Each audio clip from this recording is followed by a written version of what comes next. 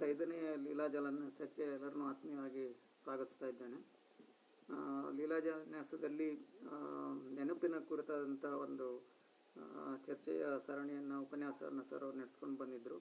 ಆದರೆ ಮಧ್ಯಂತರದಲ್ಲಿ ನಾವು ಸಾಂದರ್ಭಿಕವಾಗಿ ಬಂದಂಥ ಕೆಲವು ಸಂಗತಿಗಳನ್ನು ತೆಗೆದುಕೊಂಡು ಉಪನ್ಯಾಸ ನಡೆಸೋದನ್ನು ವಾಡಿಕೆಯಾಗಿ ಮಾಡಿಕೊಂಡಾಗಿದೆ. ಅದರಂತೆ ಕಳೆದ ವಾರದಲ್ಲಿ ಡಾಕ್ಟರ್ SL ಭೈರಪ್ಪ ಅವರ ಕುರಿತಾದಂತಹ ನುಡಿನಮನವನ್ನು ಸರ್ ಅವರು ವಿಶಿಷ್ಟವಾದ ಉಪನ್ಯಾಸದ ಮೂಲಕ ನಡೆಸಿಕೊಟ್ಟಿದ್ದರು. ಹಾಗೆ ಅಕ್ಟೋಬರ್ ತಿಂಗಳಂತಂದರೆ ನೊಬೆಲ್ ಪ್ರಶಸ್ತಿ ಪ್ರದಾನ ಆಗುವಂಥ, ನೊಬೆಲ್ ಪ್ರಶಸ್ತಿಯ ಘೋಷಣೆ ಆಗುವಂಥ ಒಂದು ಮಾಸ, ತಿಂಗಳು. ಹಾಗಾಗಿ ಪ್ರತಿ ವರ್ಷವೂ ಕೂಡ ಸರ್ ಅವರು ನೊಬೆಲ್ ಪ್ರಶಸ್ತಿ ವಿಜೇತವಾದಂಥ ಸಂಶೋಧನೆ ಕುರಿತಾದಂಥ ಒಂದು ಆ ವಿಷಯಗಳನ್ನು ಜನಸಾಮಾನ್ಯರಿಗೆ ತಲುಪಿಸೋ ರೀತಿಯಲ್ಲಿ ಒಂದು ಜನಪ್ರಿಯ ವಿಜ್ಞಾನ ಸಂವಹನೆಯನ್ನು ಮಾಡ್ತಾನೆ ಇದ್ದಾರೆ. ಆ ಕುರಿತಾಗಿ ಲೇಖನಗಳನ್ನು ಬರಿತಾ ಇದ್ದಾರೆ. ಆದರೆ ಈ ಒಂದು ಲೀಲಾಜಾಲನ್ಯಾಸ ನಡೆಯೋ ಸಂದರ್ಭದಲ್ಲಿ ಪ್ರಕಟವಾದಂಥ ಈ ನೊಬೆಲ್ ಪ್ರಶಸ್ತಿ ಕುರಿತಾದಂಥ ಹಿನ್ನೆಲೆ ಮತ್ತು ಮುನ್ನೆಲೆ, ಅಂದರೆ ಸಾಮಾನ್ಯವಾಗಿ ನೊಬೆಲ್ ಪ್ರಶಸ್ತಿ ಒಂದು ಮನುಷ್ಯನ ಬದುಕಿಗೆ ಮೇಲೆ ನೇರ ಪರಿಣಾಮ ಬೀರುವಂಥ ಸಂಗತಿಗಳ ಕುರಿತಾದಂಥ ಸಂಶೋಧನೆ ಆಗಿರುತ್ತೆ. ಆದರೆ ಅದು ಆಳವಾದ ಸಂಶೋಧನೆ ಆಗಿರುತ್ತೆ. ಅದನ್ನು ಸಂಪೂರ್ಣವಾಗಿ ಅರ್ಥೈಸ್ಕೊಳ್ಳೋದು ಸಾಮಾನ್ಯ ಜನರಿಗೆ ಸ್ವಲ್ಪ ಕಷ್ಟವೇ ಸರಿ. ಅದನ್ನು ಅರ್ಥೈಸಬೇಕಾದ್ರೆ ಜನಪ್ರಿಯ ವಿಜ್ಞಾನ ಸಂವಹನಕಾರರೇ ಆಗಬೇಕು. ಆ ನಿಟ್ಟಿನಲ್ಲಿ ಸರ್ ಅವರು ಇವತ್ತು 3 ನೊಬೆಲ್ ಪ್ರಶಸ್ತಿಯ ಹಿಂದಿನ ಸಂಶೋಧನೆಗಳ ಕುರಿತಾಗಿ ಮಾತಾಡಲಿಕ್ಕಿದ್ದಾರೆ. ಭೌತಶಾಸ್ತ್ರದಲ್ಲಿ ಕ್ವಾಂಟಮ್ ಮೆಕ್ಯಾನಿಕಲ್ ಟನಲಿಂಗಾಗಿ ನೊಬೆಲ್ ನೀಡಲಾಗಿದೆ.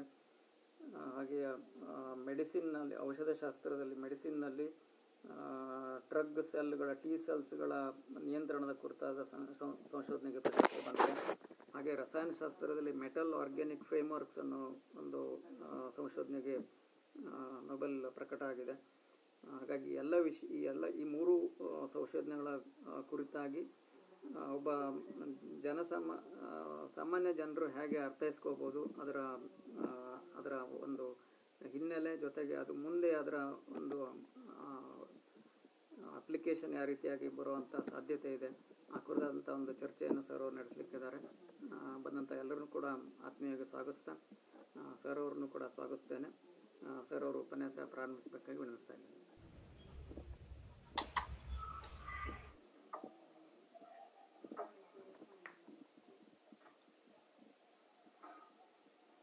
ಎಲ್ಲರಿಗೂ ಗೌರವಪೂರ್ವಕ ನಮಸ್ಕಾರ.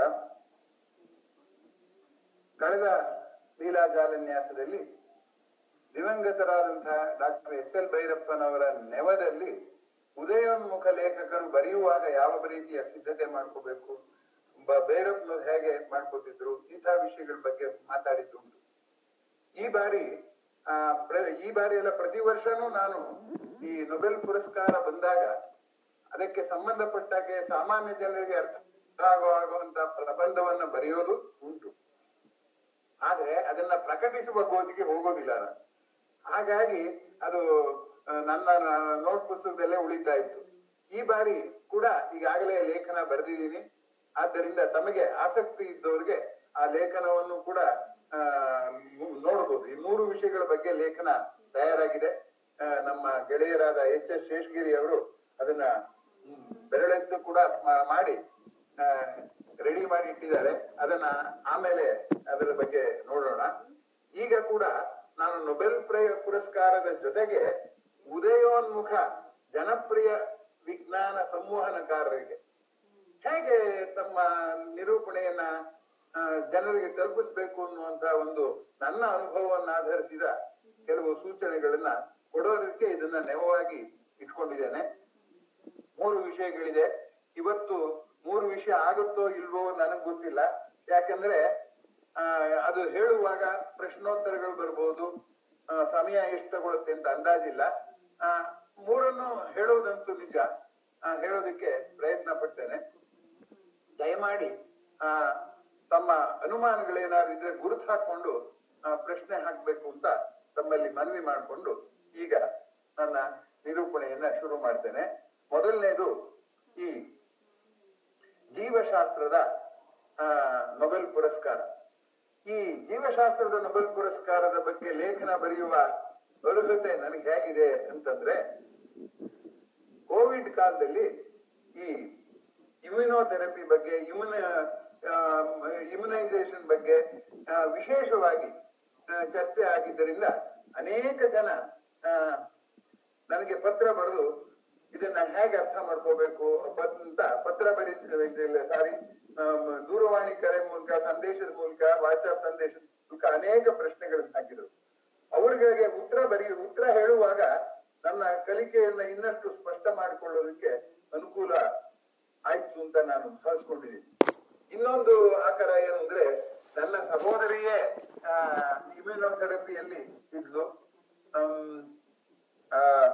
ರುಮಟಾಯ್ಡ್ ಆರ್ಥರೈಟಿಸ್ ಅನ್ನೋದು ಇಮ್ಯೂನ್ ಸಿಸ್ಟಮ್ಗೆ, ರೋಗ ನಿರೋಧಕ ವ್ಯವಸ್ಥೆಗೆ ಸಂಬಂಧಪಟ್ಟ ಹಾಗೆ ಇದ್ದದ್ದಾದ್ರಿಂದ ಅದರ ಬಗ್ಗೆ ನಾನು ಆಕೆಗೆ ಕೂಡ ಮತ್ತು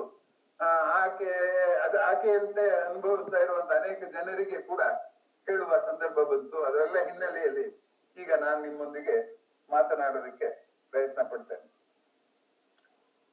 ಬಿಲಿಯಂತರ ವರ್ಷಗಳಿಂದ ಪ್ರಕೃತಿ ನಡ್ಕೊಂಡೇ ಬಂದಿದೆ. ನಾವು ಕೆಲವು ದಶಕಗಳ ಕಾಲ ಬದುಕುವಂಥವ್ರು. ಆ ಕೆಲವು ದಶಕಗಳು ಬದುಕೋ ನಾವು ಪ್ರಕೃತಿಯನ್ನ ಏನು ಮಾಡಕ್ಕಾಗಲ್ಲ ನಾವು. ಆದ್ರೆ ಅರಿತು ಆಶ್ಚರ್ಯ ಪಡ್ಬೋದು, ಇದೇನು ಇಷ್ಟೊಂದು ಹೀಗಿದೆಯಾ ಅಂತ ಆಶ್ಚರ್ಯ ಪಡ್ಬೋದು. ಅದರ ಆಚೆಗೆ ನಾವು ಇನ್ನೇನು ಬದಲಾವಣೆ ಮಾಡಕ್ ಆಗೋಲ್ಲ. ಆದರೆ ಅರಿತುಕೊಂಡು ಸಂತೋಷ ಪಡೋದಿದೆಯಲ್ಲ, ನೋಡಿ ಸಂತೋಷ ಪಡೋದು ಬೇರೆ. ಗುಲಾಬಿ ಗಿಡದಲ್ಲಿ ಹೂವರಳಿದೆ ನೋಡಿ ಸಂತೋಷ ಪಡೋದು ಬೇರೆ. ಅದನ್ನ ಅರ್ಥ ಮಾಡ್ಕೊಂಡು ಸಂತೋಷ ಪಡೋದಿದೆಯಲ್ಲ, ಅದು ಬೌದ್ಧಿಕವಾಗಿ ಇನ್ನೊಂದು ಮೆಟ್ಟಿಲು ಹೆಚ್ಚು ಕಾಣುವ ದೃಶ್ಯ ಬೇರೆ. ಬೆಟ್ಟ ಮೇಲಕ್ಕೆ ಏರಿದ ಹಾಗೆಲ್ಲ ದೃಶ್ಯ ದೊಡ್ಡದಾಗುತ್ತೆ, ನಮ್ಮ ದಿಗಂತ ವಿಸ್ತಾರ ಆಗುತ್ತಲ್ಲ, ಹಾಗೆ ನೋಡೋದು ಬೇರೆ. ನಾವು ಆಶ್ಚರ್ಯ ನೋಡೋದಕ್ಕೆ ಎಲ್ಲೆಲ್ಲೋ ಹೋಗ್ತೀವಿ, ಪ್ರವಾಸ ಮಾಡ್ತೀವಿ, ಇನ್ನೇನೋ ಮಾಡ್ತೀವಿ, ಎಲ್ಲ ಆಯ್ತು.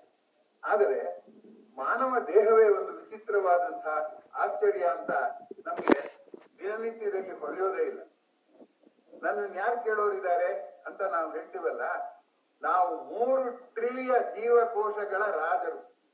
3 ಟ್ರಿಲಿಯ ಅಂದ್ರೆ 3 ಪಕ್ಕದಲ್ಲಿ 12 ಸೊನ್ನೆ ಹಾಕಿ ಅಷ್ಟು ಜೀವಕೋಶಗಳು ನಮ್ ಕಡೆ ನೋಡ್ತಾ ಇದೆ. ನೀನ್ ಏನ್ ಯೋಚನೆ ಮಾಡ್ತೀಯ, ನೀನ್ ಏನ್ ನಿರ್ಧಾರ ಮಾಡ್ತೀಯ ಅಂತ ಅವು ನೋಡ್ತಾ ಇವೆ. ಅವುಗಳ ಮೇಲೆ ನಾವು ಪ್ರಭಾವ ಬೀರುವ ಸಾಮರ್ಥ್ಯ ನಮ್ಗಿದೆ. ಅವುಗಳನ್ನ ಪೂರ್ಣ ಬದಲಾಯಿಸೋದಲ್ಲಿದ್ರು ಪ್ರಭಾವ ಬೀರುವ ಸಾಮರ್ಥ್ಯ ನಮ್ಗಿದೆ ಅನ್ನೋದೇ ನಮ್ಗೆ ಗೊತ್ತಿಲ್ಲ. ಇದೊಂದೇ ಆಶ್ಚರ್ಯ. ನಮ್ಗೇನ್ ಗೊತ್ತು ಅಂತಂದ್ರೆ, ನಾವು ಊಟ ಮಾಡೋದು ಗೊತ್ತು. ಊಟ ಮಾಡಿದ್ಮೇಲೆ ಆ ಊಟ ಏನಾಗುತ್ತೆ ಅನ್ನೋದೇ ಗೊತ್ತಿಲ್ಲ. ಹಿಂದೆ ಐಶ್ವಾನರಾಗ್ನಿ ಅಂತ ನಮ್ಮ ದೇಹದಲ್ಲಿದೆ, ಅದು ಎಲ್ಲವನ್ನು ಜೀರ್ಣ ಮಾಡುತ್ತೆ ಅನ್ನೋ ಕಲ್ಪನೆಯಿಂದನೂ ಕೂಡ ಇದನ್ನ ಅರ್ಥ ಮಾಡ್ಕೊಳ್ಳೋಕೆ ಪ್ರಯತ್ನ ಪಟ್ಟೆ ಹೊರತು ಅದು ಏನು ಅಂತ ವಿವರಿಸಿಲ್ಲ. ಆದರೆ ಈಚಿನ ದಿನಗಳಲ್ಲಿ ಸ್ವಲ್ಪ ಮಟ್ಟಿಗೆ ಅರ್ಥ ಆಗಿದೆ. ಆದರೂ ಕೂಡ ಇವತ್ತು ನಮ್ಮ ದೇಹ ಒಂದು ಬ್ಲಾಕ್ ಬ್ಯಾಕ್ಸ್ ಅಂದ್ರೆ ನಿಗೂಢವಾದದ್ದು, ಪೂರ್ಣವಾದ ಅರಿವು ಇಲ್ಲದನ್ನ ಬ್ಲಾಕ್ ಬ್ಯಾಕ್ಸ್ ಅಂತ ಕರೀತಾರೆ. ಹಾಗಾಗಿ ನಮ್ಮ ದೇಹದ ಈ ಬ್ಲಾಕ್ ಬಾಕ್ಸ್ ಏನೆಲ್ಲ ಮಾಡುತ್ತೆ, ನಮ್ಮ ಪ್ರಜೆಗಳು ಹೇಗಿದ್ದಾರೆ ನಮ್ಮ ದೇಹದಲ್ಲಿ ಅನ್ನುವುದಕ್ಕೆ ನಮ್ಮ ಪ್ರಜೆಗಳು ಮೂಕರು. ಅವರು ನಮ್ಗೆ ರೋಡ್ ಸರಿ ಇಲ್ಲ, ಕಸ ಹಾಕಿರೋದೇ ಜಾಸ್ತಿ ಇದೆ, ಅದ್ ಮಾಡ್ಕೊಡ್ಲಿಲ್ಲ, ಇದಕ್ಕಿಷ್ಟು ದುಡ್ಡು ಕೊಡಿ, ಯಾವ ಬೇಡಿಕೆಯನ್ನು ಸಲ್ಲಿಸದೇ ಇರುವಂತಹ ವಿಚಿತ್ರವಾದ ಪ್ರಜೆಗಳು ನಮ್ಮ ರಾಜ್ಯದಲ್ಲಿ ಇರುವಂತದ್ದು. ಆ ಪ್ರಜೆಗಳನ್ನೇ ಗಮನಿಸಿದರೆ ಎಷ್ಟೆಷ್ಟೊಂದು ವಿಚಿತ್ರ ಅಂತ ಅನ್ಸುತ್ತೆ. ಒಂದು, ಇವತ್ತೆಲ್ಲ ಬರೀ ರಾಗಿ ಮುದ್ದೆ ತಿನ್ನಿ, ಮಾರನೇ ದಿವಸ ಬೇಡ ನಂಗೆ ಹಾಲನ್ನ ಮೊಸರನ್ನ ತಿನ್ನಿ, ಇನ್ನೊಂದ್ ದಿವಸ ಸಾಂಬಾರ್ ತಿನ್ನಿ. ಯಾವತ್ ತಿಂದ್ರು ಇದು ತಿನ್ಬೇಡ ಅಂತ ನಮ್ಮ ಜೀರ್ಣಾಂಗ ವ್ಯವಸ್ಥೆ ಹೇಳೋದಿಲ್ಲ. ನೀವ್ ಏನ್ ತಿಂತೀರೋ ಅದನ್ನ ಜೀರ್ಣ ಮಾಡೋಕೆ ಏನ್ ಬೇಕೋ, ಎಷ್ಟು ಬೇಕೋ ಅಷ್ಟು ಮಾತ್ರ ಉತ್ಪಾದನೆ ಮಾಡಿ. ಈಗ ನಾನು ಹಾಲನ್ನ ತಿಂದೆ ಅಂತ ಇಟ್ಕೊಂಡ ದೇಹ ಇವನು ಹಾಲನ್ನ ತಿಂತಾನೆ ಅಂತ ಹಾಲನ್ನ ಜೀರ್ಣವಾಗೋದನ್ನೆಲ್ಲ ಉತ್ಪಾದನೆ ಮಾಡಿ ನೀವು ಹಾಲನ್ನ ತಿಂದೇ ಇದ್ದಿದ್ರೆ ಅದಷ್ಟು ನಷ್ಟ ಆಗಿ ಹೋಗುದು. ಅವಾಗ ನಾವು ಬದುಕಕ್ಕಾಗ್ತಿರ್ಲಿಲ್ಲ. ಅಂದ್ರೆ ಏನು, ನೀವು ಯಾವ ರೀತಿಯಲ್ಲಿ ಬೇಕಾದ್ರೂ ಮಾಡಿ ನಾವು ಅದನ್ನ ಜೀರ್ಣಿಸಿ ನಿಮ್ಗೆ ಅನುಕೂಲ ಮಾಡ್ಕೊಡ್ತೀವಿ. ತೀರಾ ಮುಜುಗರವಾದಾಗ ನಮ್ಗೊಂದು ಭಾಷೆ ಇದೆ, ಆ ಭಾಷೆಯಲ್ಲಿ ನಿಮ್ಗೆ ಹೇಳ್ತೀವಿ. ಯಾವ್ದದು ಭಾಷೆ ಅಂದ್ರೆ ವೇದನೆ. ಪೈನ್ ಅನ್ನೋದು ಇದೆಯಲ್ಲ, ಪೈನ್ ಅನ್ನೋದು ಜೀವಕೋಶಗಳ ಭಾಷೆ. ಆ ಜೀವಕೋಶಗಳ ಭಾಷೆಯಲ್ಲಿ ನೋವನ್ನು ಹೇಳ್ಕೊಡುತ್ತೆ. ಅಷ್ಟು ಬಿಟ್ಟು ಬಿಟ್ರೆ ಅವು ಯಾವ ಬೇಡಿಕೆಯನ್ನು ಸಲ್ಲಿಸದೇ ಇರುವಂತ ಅಂತ ಒಳ್ಳೆ ಸಾಮ್ರಾಜ್ಯ ನಮ್ದು. ಆ ರಾಜ್ಯದ ಪ್ರಜೆಗಳು ಯಾವತ್ತೂ ಗಲಾಟೆ ಮಾಡೋರು. ಎರಡನೇದು, ಇಷ್ಟೇ ಅಲ್ಲ ಆಶ್ಚರ್ಯ, ಇನ್ನೂ ಬೇಕಾದಷ್ಟು ಆಶ್ಚರ್ಯಗಳಿವೆ. ಉದಾಹರಣೆಗೆ, ನಾವು ಬಾಲ್ಯದಲ್ಲಿ ತಿಂದರೆ ಜೀರ್ಣ ಆಗುತ್ತೆ, ಮೈ ಬೆಳೆಯುತ್ತೆ. ಮಧ್ಯ ವಯಸ್ಸಾದ್ರೆ ಮೈ ಮನಸ್ಸಿನಲ್ಲಿ ಮೈ ದಪ್ಪ ಆಗ್ಬೋದು, ಆಗದೆ ಇರ್ಬೋದು, ಒಬ್ಬೊಬ್ರಿಗೆ ಒಂದೊಂದ್ ತರ. ವೃದ್ಧಾಪ್ಯದಲ್ಲಿ ನೀವು ತಿಂದರೂ ಜೀರ್ಣವಾಗೋದಿಲ್ಲ. ಇದೆಲ್ಲವನ್ನು ಗಮನಿಸಿದರೆ ನಾವು ಹೇಳುವ ಹಾಗೆ ದೇಹ ಅಂದ್ರೆ ಏನ್ ನಾವು ತಿಂತೀವಿ ಜೀರ್ಣ ಆಗುತ್ತೆ, ಅಷ್ಟು ಸರಳವಾಗಿಲ್ಲ. ಈ ಎಲ್ಲ ಕಾರಣಗಳಿಗೆ ನಾವು ನಮ್ಮ ದೇಹದ ಬಗ್ಗೆ ಕೂಡ ಆಗಿಂದಾಗೆ ಆಶ್ಚರ್ಯ ಪಡಬೇಕು. ಆಶ್ಚರ್ಯ ನಾವು ಪಡಕ್ ಹೋಗಲ್ಲ. ಆ ನೊಬೆಲ್ ಪುರಸ್ಕಾರ ಬಂದಾಗ್ಲಾರು ಆ ನೆವದಲ್ಲಿ ಆಶ್ಚರ್ಯ ಪಡೋದು ಬೇಡವೆ? ಅದಕ್ಕೋಸ್ಕರ ಆಶ್ಚರ್ಯ ಪಡೋಣ ಅಂತ ಈಗ ನಾನು ಅದರ ಬಗ್ಗೆ ನಿಮ್ಮೊಂದಿಗೆ ಚರ್ಚೆಗೆ ಕೂತೆ. ಇಲ್ಲಿ ಆತ್ಮೀಯರೇ, ಈ ಮುಂದಿನ ಭಾಗ ರೋಗ ಬಂದಾಗ ಏನ್ ಮಾಡುತ್ತೆ ನಮ್ಮ ಜೀವಕೋಶಗಳು ಅನ್ನುವಂಥದ್ದನ್ನ ತಿಳ್ಕೋಬೇಕಾದದ್ದು, ತುಂಬಾ ಗಮನಿಸ್ಬೇಕಾದ್ದು. ನಾನು ಹೋಗಿ ಡಾಕ್ಟರ್ ಔಷಧಿ ತಗೊಂಡು ವಾಸಿ ಮಾಡ್ಕೊಂಡೆ ಅನ್ನುವ ಭಾವ ನಮಗಿದೆಯೇ ಹೊರತು ನಮ್ಮ ದೇಹವೇ ತಾನಾಗಿ ಎಲ್ಲ ಸರಿ ಮಾಡ್ಕೊಳ್ಳುತ್ತೆ ಅನ್ನುವ ಭಾವ ನಮ್ಗಿನ್ನೂ ಬಂದೇ ಇಲ್ಲ. ಔಷಧಿ ಹಾಕಿದ್ರಿಂದ ಗಾಯ ವಾಸಿ ಆಗೋದಿಲ್ಲ. ಗಾಯ ದ್ವಿತೀಯಕ ಸೋಂಕು ಆಗದಾಗ ಸೆಕೆಂಡರಿ ಇನ್ಫೆಕ್ಷನ್ ಆಗಿ ಮಾಡುತ್ತೆ. ಅಲ್ಲಿ ಚರ್ಮವನ್ನು ಬೆಳೆಸೋದು ನಮ್ಮ ದೇಹವೇ. ಮೂಳೆ ಮುರಿದೋದಾಗ ಮೂಳೆ ಕೂಡಿಸೋದು ದೇಹವೇ. ಅದಕ್ಕೆ ಸೊಟ್ಟದಾಗ ಕೂಡ್ಕೊಳ್ಳೋದಾಗ ನೋಡ್ಕೋತಾರೆ ವೈದ್ಯರು ಅಷ್ಟೇ. ಆದ್ದರಿಂದ ಒಂದು ಅಂಶ ಗಮನಿಸ್ಬೇಕಾದದ್ದೇನಪ್ಪ ಅಂದ್ರೆ, ನಮ್ಮ ದೇಹ ನಮ್ಮನ್ನ ನೋಡ್ಕೊಳ್ದೆ ಇದ್ದಿದ್ರೆ ಯಾವ ವೈದ್ಯರು ಏನು ಮಾಡಕ್ಕಾಗ್ತದೆ. ಈ ವೈದ್ಯರು ಏನ್ ಮಾಡ್ತಾರೆ ಅಂದ್ರೆ, ಆ ದೇಹ ಹೇಗ್ ನೋಡ್ಕೊಳ್ಳುತ್ತೆ ಅಂತ ತಿಳ್ಕೊಂಡು ಅದಕ್ಕೆ ತಕ್ಕ ಹಾಗೆ ಅವರು ವ್ಯವಸ್ಥೆ ಮಾಡ್ತಾರೆ. ಹೀಗಾಗಿ ನಾವು ರೋಗಗಳನ್ನು ಕುರಿತಂತೆ ಏನಾಗುತ್ತೆ ಅಂದ್ರೆ, ನಾವು ತಿಳ್ಕೋಬೇಕಾಗತ್ತೆ ನಮ್ಮ ದೇಹ ರೋಗ ಅನ್ನುವಂತ ಅಸಾಮಾನ್ಯ ಸಂದರ್ಭದಲ್ಲಿ ಈ ಮೂಕ ಜೀವಕೋಶ ಹೇಗೆ ಪ್ರತಿಕ್ರಿಯೆ ಮಾಡುತ್ತೆ, ಮನುಷ್ಯ ಮಾಡೋ ತರನೇ ಮಾಡುತ್ತಲ್ಲ ಅನ್ನುವಂಥದ್ದು ತುಂಬಾ ಆಶ್ಚರ್ಯವಾದಂತ ಸಂಗತಿ. ಈಗ ನಮ್ಗೆ ಕಾಯಿಲೆ ಹೇಗೆ ಬರುತ್ತೆ ಅನ್ನೋದು ನೋಡೋಣ. ಮೊದಲು ಏನ್ ತಿಳ್ಕೊಂಡಿದ್ರು ಅಂದ್ರೆ, ಕಾಯಿಲೆ ಏನ್ ಬರುತ್ತೆ ಅಂದ್ರೆ, ನಮ್ಮ ದೇಹದೊಳಕ್ಕೆ ಸೇರಬಾರದ ಯಾವುದೋ ವಸ್ತು ಸೇರಿದರೆ ಆಗ ಕಾಯಿಲೆ ಬರುತ್ತೆ. ಇಷ್ಟೇ ಗೊತ್ತಿದ್ದು ನಮ್ಗೆ. ಹೊರಗಡೆಯಿಂದ ಯಾವುದೋ ಬರುತ್ತೆ, ಅದು ಬರದಾಗ ನೋಡ್ಕೊಂಡ್ಬಿಟ್ರೆ ನಾವು ಬದುಕಿರ್ತೀವಿ, ಕಾಯಿಲೆ ಬರದಾಗ ನೋಡ್ಕೋಬಹುದು ಅನ್ನುವಂಥದ್ದು ಸಾಮಾನ್ಯವಾದಂತ ನಂಬಿಕೆ, ಮೊದಲನೇ ನಂಬಿಕೆ. ಆಮೇಲೆ ಏನಾಯ್ತು ಅಂದ್ರೆ, ಅದಲ್ಲದೆ ಇನ್ನೂ ಕೆಲವು ಕಾಯಿಲೆಗಳಿಗೆ ಕಾರಣವಾಗುವಂತ ಸಂಗತಿಗಳು ಬಂದು. ಏನಪ್ಪಾ ಅಂದ್ರೆ, ಹುಟ್ಟಿನಿಂದಲೇ ಕೆಲವು ದೌರ್ಬಲ್ಯಗಳಿರುತ್ತೆ. ಆ ದೌರ್ಬಲ್ಯಗಳನ್ನ ಸರಿ ಮಾಡ್ಕೊಳ್ಳುವಂಥದ್ದು ಇದೆಯಲ್ಲ, ಅದರಿಂದ ಸರಿ ಮಾಡ್ಕೊಳ್ದೆ ಹೋದ್ರೆ, ಈಗ ಹೃದಯದಲ್ಲೇ ಒಂದು ಸಣ್ಣ ರಂಧ್ರ ಇದೆ, ಅದು ಹೊರಗಡೆಯಿಂದ ಬಂದಿರೋ ಸೋಂಕಿಂದ ಬಂದಿದ್ದಲ್ಲ.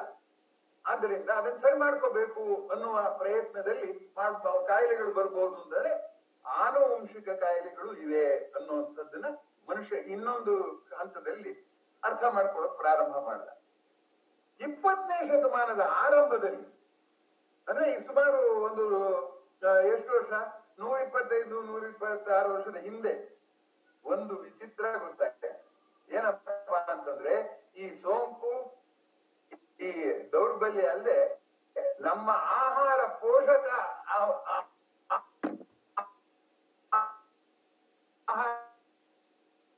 ಆಹಾರದಲ್ಲಿ ಯಾವುದಾದ್ರೂ ಕೊರತೆ ಆದರೆ ಆಗ ವಿಚಿತ್ರ ಗೊತ್ತಾಯ್ತು. ಅದಕ್ಕೆ ನಾವು ಇವಾಗ ಪೂರಕ ಆಹಾರ ತಗೋತೀವಿ, ವೈಟಮಿನ್ ತಗೋಬೇರ್ತೀವಿ, ಎಲ್ಲ ಮಾಡ್ತೀವಿ. ಇರಲಿ ಬಿಡಿ. ಈಗ ನಾನು ಸುಮ್ಮನೆ ಕಾಯಿಲೆ ಅನ್ನೋದ್ರ ಬಗ್ಗೆನೆ ಹೇಗೆ ಕ್ರಮೇಣ ಬೆಳೀತಾ ಹೊರತು ರಾತ್ರಿ ಬೆಳಿಲಿಲ್ಲ ಈ ತಿಳುವಳಿಕೆ. ನಾವು ಟೆಕ್ಸ್ಟ್ ಬುಕ್ ಅಲ್ಲಿ ಎಲ್ಲ ಕೊನೆಯಲ್ಲಿ ಕೊಟ್ಬಿಟ್ಟಿರ್ತಾರೆ, ಹಂಗಾಗಿ ನಮ್ಗೆ ಇದ್ರ ಆಶ್ಚರ್ಯಗಳು ಗೊತ್ತಾಗೋದಿಲ್ಲ. ಇರ್ಲಿ ಬಿಡಿ. ಆ ಪೂರಕ ಆಹಾರದ್ದು ಒಂದು ಪುಟಾಣಿ ಕಥೆ ಹೇಳ್ಬಿಡ್ತೀನಿ. ಇಲಿಗಳಿಗೆ ಏನೇನ್ ಬೇಕೋ, ಪ್ರೋಟೀನ್ ಎಷ್ಟು ಬೇಕು, ಕಾರ್ಬೋಹೈಡ್ರೇಟ್ ಎಷ್ಟು ಬೇಕು, ಎಲ್ಲದನ್ನು ಸೇರಿಸಿರೋ ಆಹಾರ ಕೊಟ್ಟು, ಅದಕ್ಕೆ ಆಹಾರ ಕೊಟ್ರೆ ಇಲಿ ಆಹಾರ ತಿಂದು ಚೆನ್ನಾಗಿರುತ್ತೆ ಅಂತ ಭಾವಿಸಿದ್ರೆ ಸ್ವಲ್ಪ ದಿವಸ ಆದ್ಮೇಲೆ ಊಟ ಮಾಡೋದೇ ಬಿಟ್ಟು ಆಹಾರ ತಿನ್ನೋದೇ ಬಿಟ್ಬಿಡ್ತು.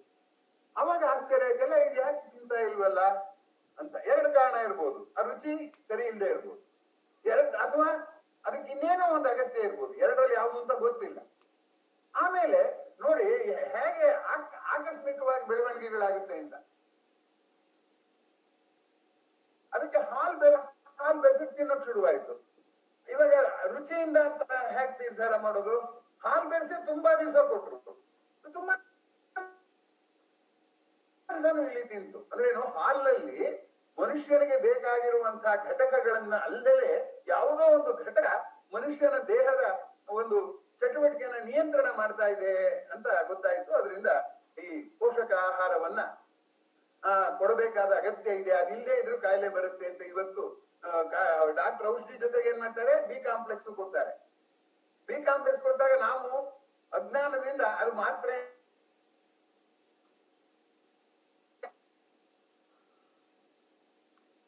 ಗೊತ್ತೀವಿ, ಅದು ಪೂರಕವಾಗಿ ಕೊಟ್ಟದ್ದು ಅನ್ನುವಂಥದ್ದು ಮಿತಿಯಿಂದಾಗಿ ನಾವು ಹೆಲ್ತ್ ಅನ್ನು ಇಲ್ಲಿ ಬಿಡಿ. ನಾವು ಸಮಯದಲ್ಲಿ ವಾಪಸ್ ಬರೋಣ. ಈಗ ರೋಗಕ್ಕೆ ಕಾರಣವಾದಂತಹ ಮೊದಲನೇದಿದೆಯಲ್ಲ, ಏನು ಹೊರಗಡೆಯಿಂದ ಬರುವಂತಹ ಸಂಗತಿಗಳು, ಆ ಘಟಕಗಳು ಎಷ್ಟಿವೆ ಜಗತ್ತಿನಲ್ಲಿ ಅಂತಂದ್ರೆ ಬೇಕಾದಷ್ಟು. ಅನೇಕ ಕಾರ್ಸಿನೋಜನ್ಗಳಿವೆ, ಮೈಕ್ರೋ ಆರ್ಗಾನಿಸಮ್ ಇದೆ, ವೈರಸ್ಗಳಿದೆ, ಇಷ್ಟೆಲ್ಲ ಇದೆ. ಆದ್ದರಿಂದ ಈ 20ನೇ ಶತಮಾನದ ಮಧ್ಯಭಾಗದಲ್ಲಿ ಒಬ್ಬ ವಿಜ್ಞಾನಿ ಹೇಳ್ದ, ನಾವು ಸತ್ತೋದ ಆಶ್ಚರ್ಯವಿಲ್ಲ, ಬದುಕಿರೋದು ಆಶ್ಚರ್ಯ. ಯಾಕೆ ಅಂತಂದ್ರೆ ಇಷ್ಟು ದಾಳಿ ಮಾಡೋಕೆ ಕಾಯ್ಕೊಂಡಿದ್ರೆ ಇವುಗಳು ಮಧ್ಯಾಹ್ನ ಹೇಗೋ ಬದುಕೊಂಡಿದೀವಲ್ಲ, ಅದು ಆಶ್ಚರ್ಯ, ಸಾವು ಆಶ್ಚರ್ಯ ಅಲ್ಲ ಅಂತ. ವಿಚಿತ್ರ ಅಂದ್ರೆ ಅದಕ್ಕೆ ಮುಂಚೆನೆ DVG ಅವರು ಪದ್ಯ ಬರೆದಿದ್ರು, ಮಲವಿರದ ಮನವಿರೋದು, ಕೊಳೆ ಇರದ ತನುವಿರೋದು. ಕೊಳೆ ಇಲ್ಲದೆ ಇರೋದು ತನು ಇಲ್ಲ, ಮಲವಿರದ ಮನವಿರೋದು.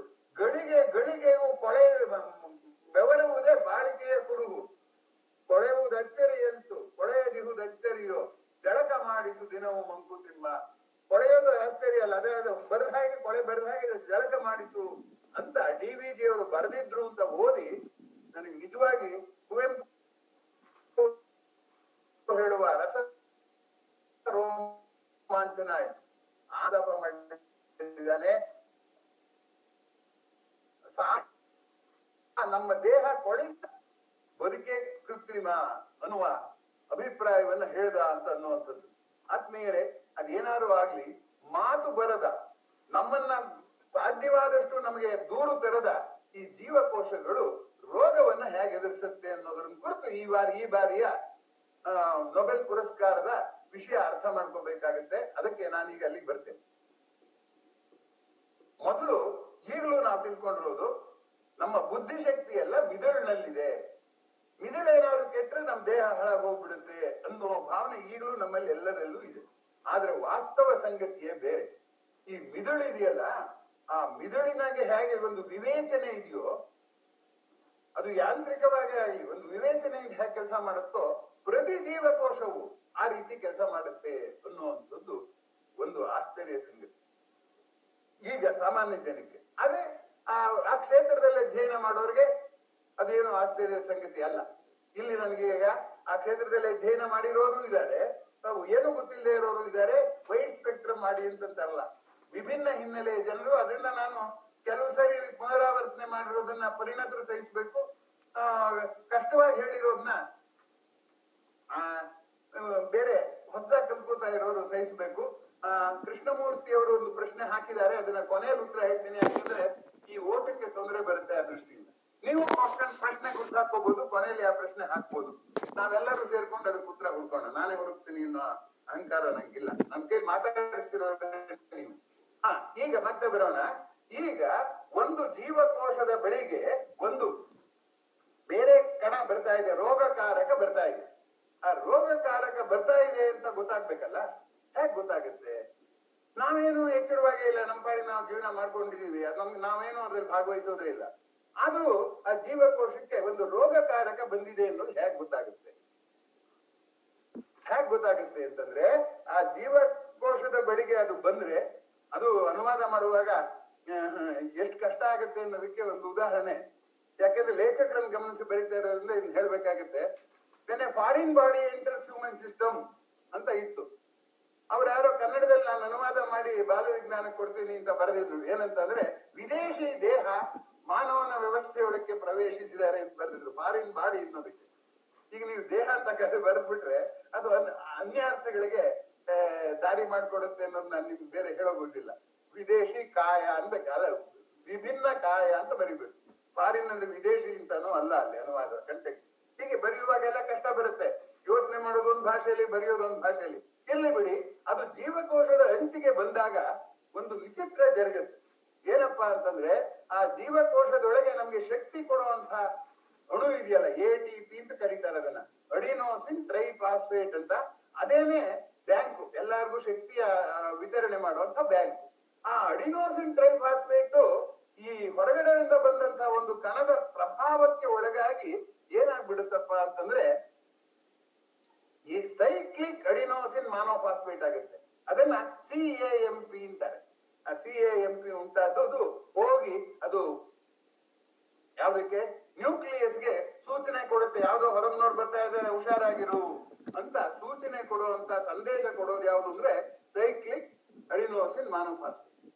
ಈ ಸೈಕ್ಲಿಕ್ ಈಗ ನೋಡಿ, ಜೀವಕೋಶ ಅಂದ್ರೆ ಏನು ಮೊದಲು ಅರ್ಥ ಮಾಡ್ಕೊಳ್ಳೋಣ. ಮಧ್ಯ ಒಂದು ಕೋಶ ಕೇಂದ್ರ ಇದೆ, ಸುತ್ತ ಒಂದು ಮೈಟೋಕಾಂಡ್ರಿಯಾ ಇದೆ.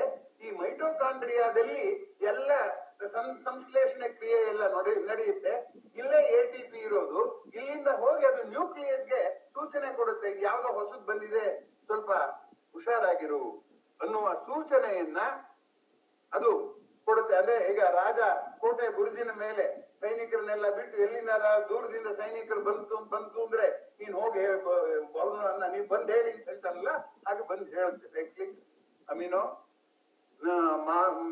CAMP ಮಾನೋ ಇದು ಫಾಸ್ಫೇಟ್, ಅಡಿನೋಸಿನ್ ಮಾನೋಫಾಸ್ಫೇಟ್, ಸೈಕ್ಲಿಕ್ ಅಡಿನೋಸಿನ್ ಮಾನೋಫಾಸ್ಫೇಟ್ ಹೇಳುತ್ತೆ ಬಂದು. ಆಗ ಎಲ್ಲ ಎಷ್ಟು ಚೆನ್ನಾಗಿ ವ್ಯವಸ್ಥಿತವಾಗಿ ನಡೆಯುತ್ತೆ ನೋಡಿ.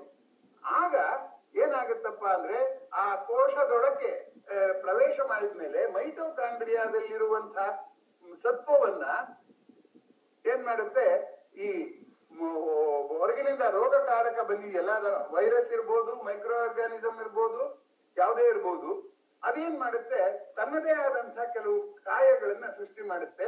ಅದಕ್ಕೆ ಪ್ರತಿಕಾಯಗಳು ಅಂತ ಅಂತಾರೆ, ಆಂಟಿಜೆನ್ ಅಂತ ಕರೀತಾರೆ. ಈ ಪ್ರತಿಕಾಯಗಳ ಉತ್ಪಾದನೆ ಶುರುವಾಗುತ್ತೆ.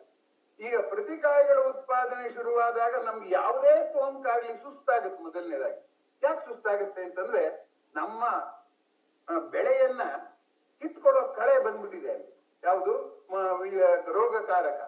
ಜೊತೆಗೆ ನಾನು ಆಗ್ಲೇ ಹೇಳಿದಾಗ ATP ಇದ್ದದ್ದು AMP ಆಗಿ ಹೋಗಿದೆಯಲ್ಲ, ಸ್ವಲ್ಪ ATPಗಳು ನಷ್ಟ ಆಗುತ್ತಲ್ಲ, ಅವಾಗ ಶಕ್ತಿಯ ಕೊರತೆ ಆಗಿ ಯಾವುದೇ ಸೋಂಕಾದ್ರೂ ಕೂಡ ಆಯಾಸ ಉಂಟಾಗುತ್ತದೆ.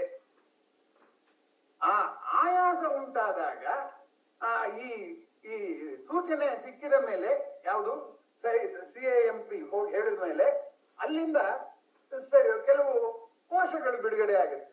ಇದೇನಿದು, ಜೀವಕೋಶವೇ ಒಂದು, ಅದರೊಳಗೆ ಕೋಶಗಳು ಬಿಡುಗಡೆ ಆಗುತ್ತೆ. C cells, T cells ಅಂತ ಇದೆಯಲ್ಲ, ಅವೆಲ್ಲ ಹೆಂಗ್ ಬಿಡುಗಡೆ ಆಗುತ್ತೆ ಅಂತ ಅನ್ನೋದಾದ್ರೆ, ಈ ಕೋಶಕ್ಕಿಂತ ಕಿರಿದಾದ ಕೋಶ ಅಂತ ನಾವು ಯಾಕೆ ಕರಿತೀವಿ ಅಂದ್ರೆ, ಒಂದು ವ್ಯವಸ್ಥಿತವಾಗಿ ಪುನರಾವರ್ತಿತ ರಾಸಾಯನಿಕ ಕ್ರಿಯೆ ಮಾಡುವ ವ್ಯವಸ್ಥೆ ಎಲ್ಲ ಕೋಶನೇ. ಅದರಲ್ಲಿ ಈಗ ನಮ್ಮ ದೇಹದ ಜೀವಕೋಶದಲ್ಲಿ ಮೈಟೋಕಾಂಡ್ರಿಯಾ ಮತ್ತೆ ನ್ಯೂಕ್ಲಿಯಸ್ ಎಲ್ಲ ಇದೆಯಲ್ಲ, ಅದೆಲ್ಲವೂ ಕಿರಿದಾದ ರೂಪದಲ್ಲಿ ಬಂದು ಅದು ಕೂಡ ಏನ್ ಮಾಡುತ್ತೆ, ಹೊರಗಡೆಯಿಂದ ಬಂದಿರುವ ಕಾಯ ಹೇಗೆ ಪ್ರತಿ ಜನಕವನ್ನು ಸೃಷ್ಟಿ ಮಾಡುತ್ತೋ, ಈ T cells ಅಂತ ಕರೀತಾರೆ, ಟ್ರೆಗ್ಸ್ ಅಂತಾನು ಕರೀತಾರೆ, ಅದನ್ನ ಟ್ರೆಗ್ ಅಂತಲೂ ಕರೀತಾರೆ. ಆ ಟ್ರೆಗ್ ಅಥವಾ C cell ಉಂಟಾಗಿರುತ್ತಲ್ಲ, ಅದೇನ್ ಮಾಡುತ್ತೆ, ಬಾಣ ಬಿಡುತ್ತೆ, ಅದಕ್ಕೆ ಪ್ರತ್ಯಾಸ್ತ್ರವನ್ನು ಬಿಡುತ್ತೆ. ಆ ಪ್ರತ್ಯಾಸ್ತ್ರದ ಹೆಸರು ಏನು ಅಂದ್ರೆ ಆಂಟಿಬಾಡಿ ಅಂತ. AUNTI ಅಲ್ಲ, ANTI. ಅದು ಪ್ರತಿ ಜನಕ ಅಂದ್ರೆ ಆಂಟಿಬಾಡಿ ಉತ್ಪಾದನೆ ಮಾಡುವ ಪ್ರಚೋದನೆ ಕೊಡ್ತು. ಅದು ಪ್ರತಿ ಜನಕ, ಇದು ಪ್ರತಿಕಾಯ.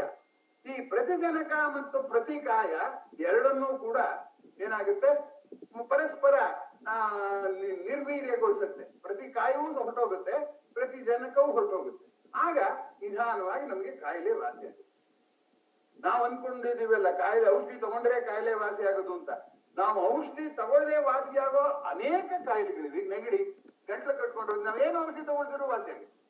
ಇದು ಗಮನಿಸಬೇಕಾದದ್ದು. ಅದರಿಂದ ದೇಹ ಅಣುಗಳ ಮಟ್ಟದಲ್ಲಿ ನಿರಂತರವಾಗಿ ಜಾಗೃತಿಯಿಂದ ನಮ್ಮನ್ನ ಕಾಪಾಡ್ತಾ ಇದೆ. ಆದ್ದರಿಂದ ಈಗ ಏನಾಗುತ್ತಾ ಇದೆ ಅಂತಂದ್ರೆ, ನಮ್ಮ ದೇಹದೊಳಕ್ಕೆ ಪ್ರವೇಶಿಸಿದ ಪ್ರತಿಕಾಯವನ್ನು ಉತ್ಪಾದಿಸಿದ್ದನ್ನೇ ಗುರುತಿಸಿ, ಅದಕ್ಕೆ ಪ್ರತಿ ಜನಕವನ್ನು ಗುರುತಿಸಿ ಪ್ರತಿಕಾಯವನ್ನ ನಮ್ಮ ದೇಹ ಯುದ್ಧ ಶುರು ಮಾಡುತ್ತೆ, ಪ್ರತಿಕಾಯವನ್ನು ಸೃಷ್ಟಿ ಮಾಡುತ್ತೆ. ಈ ಎಲ್ಲವನ್ನೂ ಮಾಡುವಂತಹದ್ದು ಯಾವುದು ಅಂದ್ರೆ ಟಿ ಸೆಲ್ಸ್ ಅಥವಾ ಟಿ ಸೆಲ್ಸ್ ಅಂತ ಕರೀತಾರೆ, ಟಿ ಸೆಲ್ಸ್ ಅಂತ ಕರೀತಾರೆ ಅಥವಾ ಟ್ರೆಗ್ ಅಂತ ಕರೀತಾರೆ. ಆ ಪದಗಳನ್ನೆಲ್ಲ ನೀವು ಓದಿರ್ತೀರ. ಆ ಟ್ರೆಗ್ ಇದೆಯಲ್ಲ, ಆ ಟ್ರೆಗ್ ಎಷ್ಟು ಕೆಲಸ ಮಾಡ್ಬೇಕಾಗುತ್ತೆ ನೋಡಿ. ಮನುಷ್ಯರಲ್ಲದೆ ಇರುವಂತಹ ಒಂದು ಅಣು, ನಿರ್ಜೀವ ಅಣು, ಅದು ಹೆಂಗೆ ತರಬೇತಿ ಆಗಿದೆ, ಯಾರು ತರಬೇತಿ ಕೊಟ್ಟರು ಅದೆಲ್ಲ ಪ್ರಶ್ನೆ ಇಲ್ಲ. ಅವು 3 ಅಂಶವನ್ನ ಅದು ಮಾಡ್ತಾ ಹೋಗ್ಬೇಕಾಗುತ್ತೆ. ಮೊದಲನೇದಾಗಿ ಆ ಟಿ ಸೆಲ್ಸ್ ಏನ್ ಮಾಡ್ಬೇಕಾಗುತ್ತೆ, ಉಂಟಾಗುತ್ತಿರುವಂತಹ ಪ್ರತಿಜನಕ ಯಾವುದು, ಅದಕ್ಕೆ ತಕ್ಕ ಹಾಗೆ ಪ್ರತಿಕಾಯವನ್ನು ಸೃಷ್ಟಿ ಮಾಡಬೇಕು. ಅದರಿಂದ ಯಾವ ಪ್ರತಿಕಾಯವನ್ನು ಸೃಷ್ಟಿ ಮಾಡಬೇಕು ಅನ್ನುವಂಥದ್ದನ್ನ ಅಲ್ಲಿ ಬಂದಿರುವ ಪ್ರತಿಜನಕದ ಆಧಾರದ ಮೇಲೆ ನಿರ್ಣಯ ತಗೋಬೇಕು. ಯಾವಾಗ ನಿರ್ಣಯ ತಗೋಬೇಕಾಗುತ್ತೋ ಮನುಷ್ಯ ಇರ್ಬೇಕು ಅಂತ ನಮ್ಗೆ ಅನ್ಸುತ್ತೆ. ಅದಕ್ಕೆ ಆಶ್ಚರ್ಯ ಜೀವಕೋಶ ಅನ್ನುವಂಥದ್ದು ಅದೋಣು, ಅದಕ್ಕೆ ಜೀವ ಇಲ್ಲ, ಅದೇ ನಿರ್ಧಾರ ತಗೊಳುತ್ತೆ ಯಾವ ಬಗೆಯದಿದೆ ಅಂತ. ಮೊದಲನೇದು. ಎರಡನೇದು, ಎಷ್ಟು ಪ್ರತಿಜನಕಗಳಿವೆ, ಅದು ಎಷ್ಟು ಸಂಖ್ಯೆಯಲ್ಲಿ ದಾಳಿಯಾಗಿದೆ, ಎಷ್ಟು ಪ್ರತಿಜನಕಗಳಿವೆ ಅನ್ನೋದನ್ನ ನೋಡಿದ್ರೆ ಆಗ ಏನ್ ಮಾಡ್ಬೇಕಾಗುತ್ತೆ, ಅದಕ್ಕೆ ಅಷ್ಟು ಪ್ರತಿಕಾಯವನ್ನು ಮಾಡ್ಬೇಕಾಗುತ್ತೆ. 3 ಬಗೆಯ ಪ್ರತಿಜನಕಗಳು ಸೃಷ್ಟಿಯಾಗಿದೆ ಅಂದ್ರೆ 3 ಬಗೆಯ ಪ್ರತಿಕಾಯಗಳು ಮಾಡ್ಬೇಕಾಗುತ್ತೆ. ಹೀಗೆ ಈ ಪ್ರತಿಕಾಯಗಳ ಸೃಷ್ಟಿ ಕೂಡ ಯಾಂತ್ರಿಕ ಅಲ್ಲ, ಅಲ್ಲಿ ಪ್ರತಿಕಾಯಗಳನ್ನ ನಾವು ಮಾಡ್ಬೇಕಾಗುವಂತ ಪರಿಸ್ಥಿತಿ ಅದನ್ನ ಟಿ ಸೆಲ್ಸ್ ನಿಭಾಯಿಸುತ್ತೆ. ಮೂರನೇದು ಇನ್ನೊಂದು ಸ್ವಾರಸ್ಯ ಇದೆ. ಏನಪ್ಪಾ ಅಂದ್ರೆ, ಪ್ರತಿಜನಕಗಳು ಏನಾದರೂ ಜಾಸ್ತಿ ಆದರೆ, ಪ್ರತಿಕಾಯಗಳು ಕಡಿಮೆ ಆದ್ರೆ ಟಗ್ ಆಫ್ ವಾರ್ ನಲ್ಲಿ ಯಾರು ಗೆಲ್ತಾರೆ? ಪ್ರತಿ ಜನಕಗಳು ಗೆದ್ದು ಬಿಡುತ್ತೆ. ಅಂದ್ರೆ ಕಾಯಿಲೆ ಉಲ್ಬಣವಾಗುತ್ತೆ. ಹಾಗಾದ್ರೆ ಆ ಉಲ್ಬಣವಾಗದೆ ಇರ್ಬೇಕಾದ್ರೆ ಏನ್ ಮಾಡ್ಬೇಕು? ಈ ಪ್ರತಿಕಾಯಗಳ ಸೃಷ್ಟಿಯ ವೇಗವನ್ನ ನಾವು ಹೆಚ್ಚಿಸ್ಬೇಕು. ಹಾಗಾದ್ರೆ ಇನ್ನೊಂದು ರೀತಿ ಯೋಚನೆ ಮಾಡೋಣ. ಪ್ರತಿಕಾಯಗಳು ಇದೆ, ಪ್ರತಿ ಜನಕಗಳಿದೆ, ಪ್ರತಿಕಾಯಗಳಿದೆ, ಸ್ವಲ್ಪ ಜಾಸ್ತಿ ಮಾಡಿಬಿಡೋಣ ಅಂದ್ಬಿಟ್ಟು ಏನಾಗುತ್ತೆ ಅಂದ್ರೆ, ಪ್ರತಿಕಾಯಗಳ ಸಂಖ್ಯೆ ಜಾಸ್ತಿ ಆದ್ರೆ ಏನಾಗುತ್ತೆ, ಒಂದು ದೇಶದಲ್ಲಿ ಎಷ್ಟು ಜನ ಶತ್ರುಗಳು ಬರ್ತಾರೋ ಅಷ್ಟು ಸೈನಿಕರು ಇರ್ಬೇಕು. ಸೈನಿಕರ ಸಂಖ್ಯೆ ಜಾಸ್ತಿ ಆಗ್ಬಿಟ್ರೆ ಏನ್ ಮಾಡಕ್ಕಾಗುತ್ತೆ? ದೇಶ ಸೊರಗು ಹೋಗುತ್ತೆ. ಯಾಕಂದ್ರೆ ಅವ್ರಿಗೆಲ್ಲ ಪೂರಕವನ್ನು ಒದಗಿಸ್ಬೇಕಲ್ಲ. ಹಾಗಾಗಿ ಈ ಪ್ರತಿ ಕಾಯಗಳ ಸೃಷ್ಟಿ, ಆಂಟಿಬಾಡಿ ಸೃಷ್ಟಿ ಏನಾದ್ರೂ ತುಂಬಾ ನಮ್ಮ ಅಗತ್ಯಕ್ಕೆ ಮೀರಿ ಬಹಳ ಆಗ್ಬಿಟ್ರೆ ಅದು ಒಂದು ಕಾಯಿಲೆ. ಆ ಕಾಯಿಲೆ ರೋಗ ನಿರೋಧಕತೆಯಿಂದಲೇ ಬಂದದ್ದು. ಅದನ್ನ ಅಧ್ಯಯನ ಮಾಡುವ ಶಾಸ್ತ್ರವನ್ನ ಇಮ್ಯುನಾಲಜಿ ಅಂತ ಕರೀತಾರೆ, ರೋಗ ನಿರೋಧಕ ಶಾಸ್ತ್ರ ಅಂತ ಕರೀತಾರೆ. ಆ ದೃಷ್ಟಿಯಿಂದ ಈಗ ನಾವು ರೋಗವನ್ನು ತಹಬಂದಿಗೆ ತರುವುದಲ್ಲದೆ ಪ್ರತಿರೋಗ ಸೃಷ್ಟಿಯಾಗದ ಹಾಗೆ ನೋಡ್ಕೋಬೇಕು. ಈ ರೀತಿಯಾಗಿ ನೋಡಿಕೊಳ್ಳುವ ಕ್ರಿಯೆಯನ್ನ ಹೋಮಿಯೋಸ್ಟಾಟಿಸ್ ಅಂತ ಕರೀತಾರೆ. ಹೋಮಿಯೋ ಅಂದ್ರೆ ಏಕರೂಪತೆಯಿಂದಿರುವಂತದ್ದು, ಯಾವ ಏರುಪೇರು ಆಗದ ನೋಡ್ಕೊಳ್ಳುವಂಥದ್ದು. ಈ ಟಿ ಸೆಲ್ಸ್ ಅದನ್ನು ಕೂಡ ಮಾಡ್ಬೇಕಾಗುತ್ತೆ. ಅಕಸ್ಮಾತ್ ಕೆಲವು ಸರಿ ತಪ್ಪಾಗುತ್ತೆ ನಿರ್ಧಾರಗಳು. ಹಾಗಾಗಿ ಕೆಲವೊಮ್ಮೆ ಕಾಯಿಲೆ ಬಂದ ವ್ಯಕ್ತಿ ಸಾಯೋದು ಉಂಟು, ಕೆಲವೊಮ್ಮೆ ಹೆಚ್ಚು ಪ್ರತಿಕಾಯಗಳು ಸೃಷ್ಟಿಯಾಗಿ ಇಮ್ಯುನಿಟಿನೇ ಒಂದು ಕಾಯಿಲೆಯಾಗಿ ಪರಿಣಮಿಸುವಂತದ್ದುಂಟು. ಈ ರುಮಟಾಯ್ಡ್ ಆರ್ಥರೈಟಿಸ್ ಅಂತ ಇಂಥ ಕಾಯಿಲೆಗಳು ಬೇಕಾದಷ್ಟು ಇವೆಲ್ಲ, ಅವೆಲ್ಲವೂ ಕೂಡ ಇದು ಪ್ರತಿಕಾಯಗಳ ಸೃಷ್ಟಿ ಅಗತ್ಯಕ್ಕಿಂತ ಮೀರಿದ್ದರಿಂದ ಆಗುವಂತಹ ತಾಪತ್ರಯ. ಆತ್ಮೀಯರೇ, ಈ ಕ್ರಿಯೆ ಇದೆಯಲ್ಲ, ಅದು ಆಗ್ಬೇಕಾದ್ರೆ ಡಾಕ್ಟರ್ ಕೊಡೋ ಔಷಧಿ ಏನ್ ಮಾಡುತ್ತೆ ಅಂದ್ರೆ, ಅಲ್ಲಿಯ ರೋಗಿಯ ಸಂದರ್ಭ, ಅಲ್ಲಿರುವಂತ ಪ್ರತಿ ಜನಕಗಳು ಯಾವುದು ಅನ್ನೋದು, ಯಾವ ವೈರಸ್, ಯಾವ ಮೈಕ್ರೋ ಆರ್ಗ್ಯಾನಿಸಮ್ ಅಥವಾ ಯಾವ ರೋಗಕಾರಕ ಅನ್ನೋದ್ರ ಮೇಲೆ ಅವಲಂಬಿಸಿರುತ್ತಲ್ಲ, ಅದನ್ನೆಲ್ಲ ಅಧ್ಯಯನ ಮಾಡಿ ನಾವು ಬೇಕಂತಂದ್ರೆ ಆ ಪ್ರತಿಕಾಯಗಳ ಸೃಷ್ಟಿಯನ್ನು ಹೆಚ್ಚು ಮಾಡಬೇಕು, ಬೇಡ ಅಂತಂದ್ರೆ ಪ್ರತಿಕಾಯಗಳ ಸೃಷ್ಟಿಯನ್ನ ಕಡಿಮೆ ಮಾಡಬೇಕು. ಇವುಗಳನ್ನ ಆಂತರಿಕವಾಗಿ ಮಾಡುವಾಗ ತೊಂದರೆ ಆಗದ ಹಾಗೆ ಬಾಹ್ಯವಾಗಿ ಆ ಪ್ರತಿಕಾಯಗಳ ಸೃಷ್ಟಿಯ ಹೆಚ್ಚಳ ಮತ್ತು ತಗ್ಗುವಿಕೆಯನ್ನು ಮಾಡಬೇಕು. ಈ ತಗ್ಗುವಿಕೆಯನ್ನು ಮಾಡುವಂತಹ ಕ್ರಿಯೆ ಎಲ್ಲಿಂದ ಪ್ರಾರಂಭ ಆಗ್ಬೇಕು, ಹೇಗ್ ಪ್ರಾರಂಭ ಆಗ್ಬೇಕು?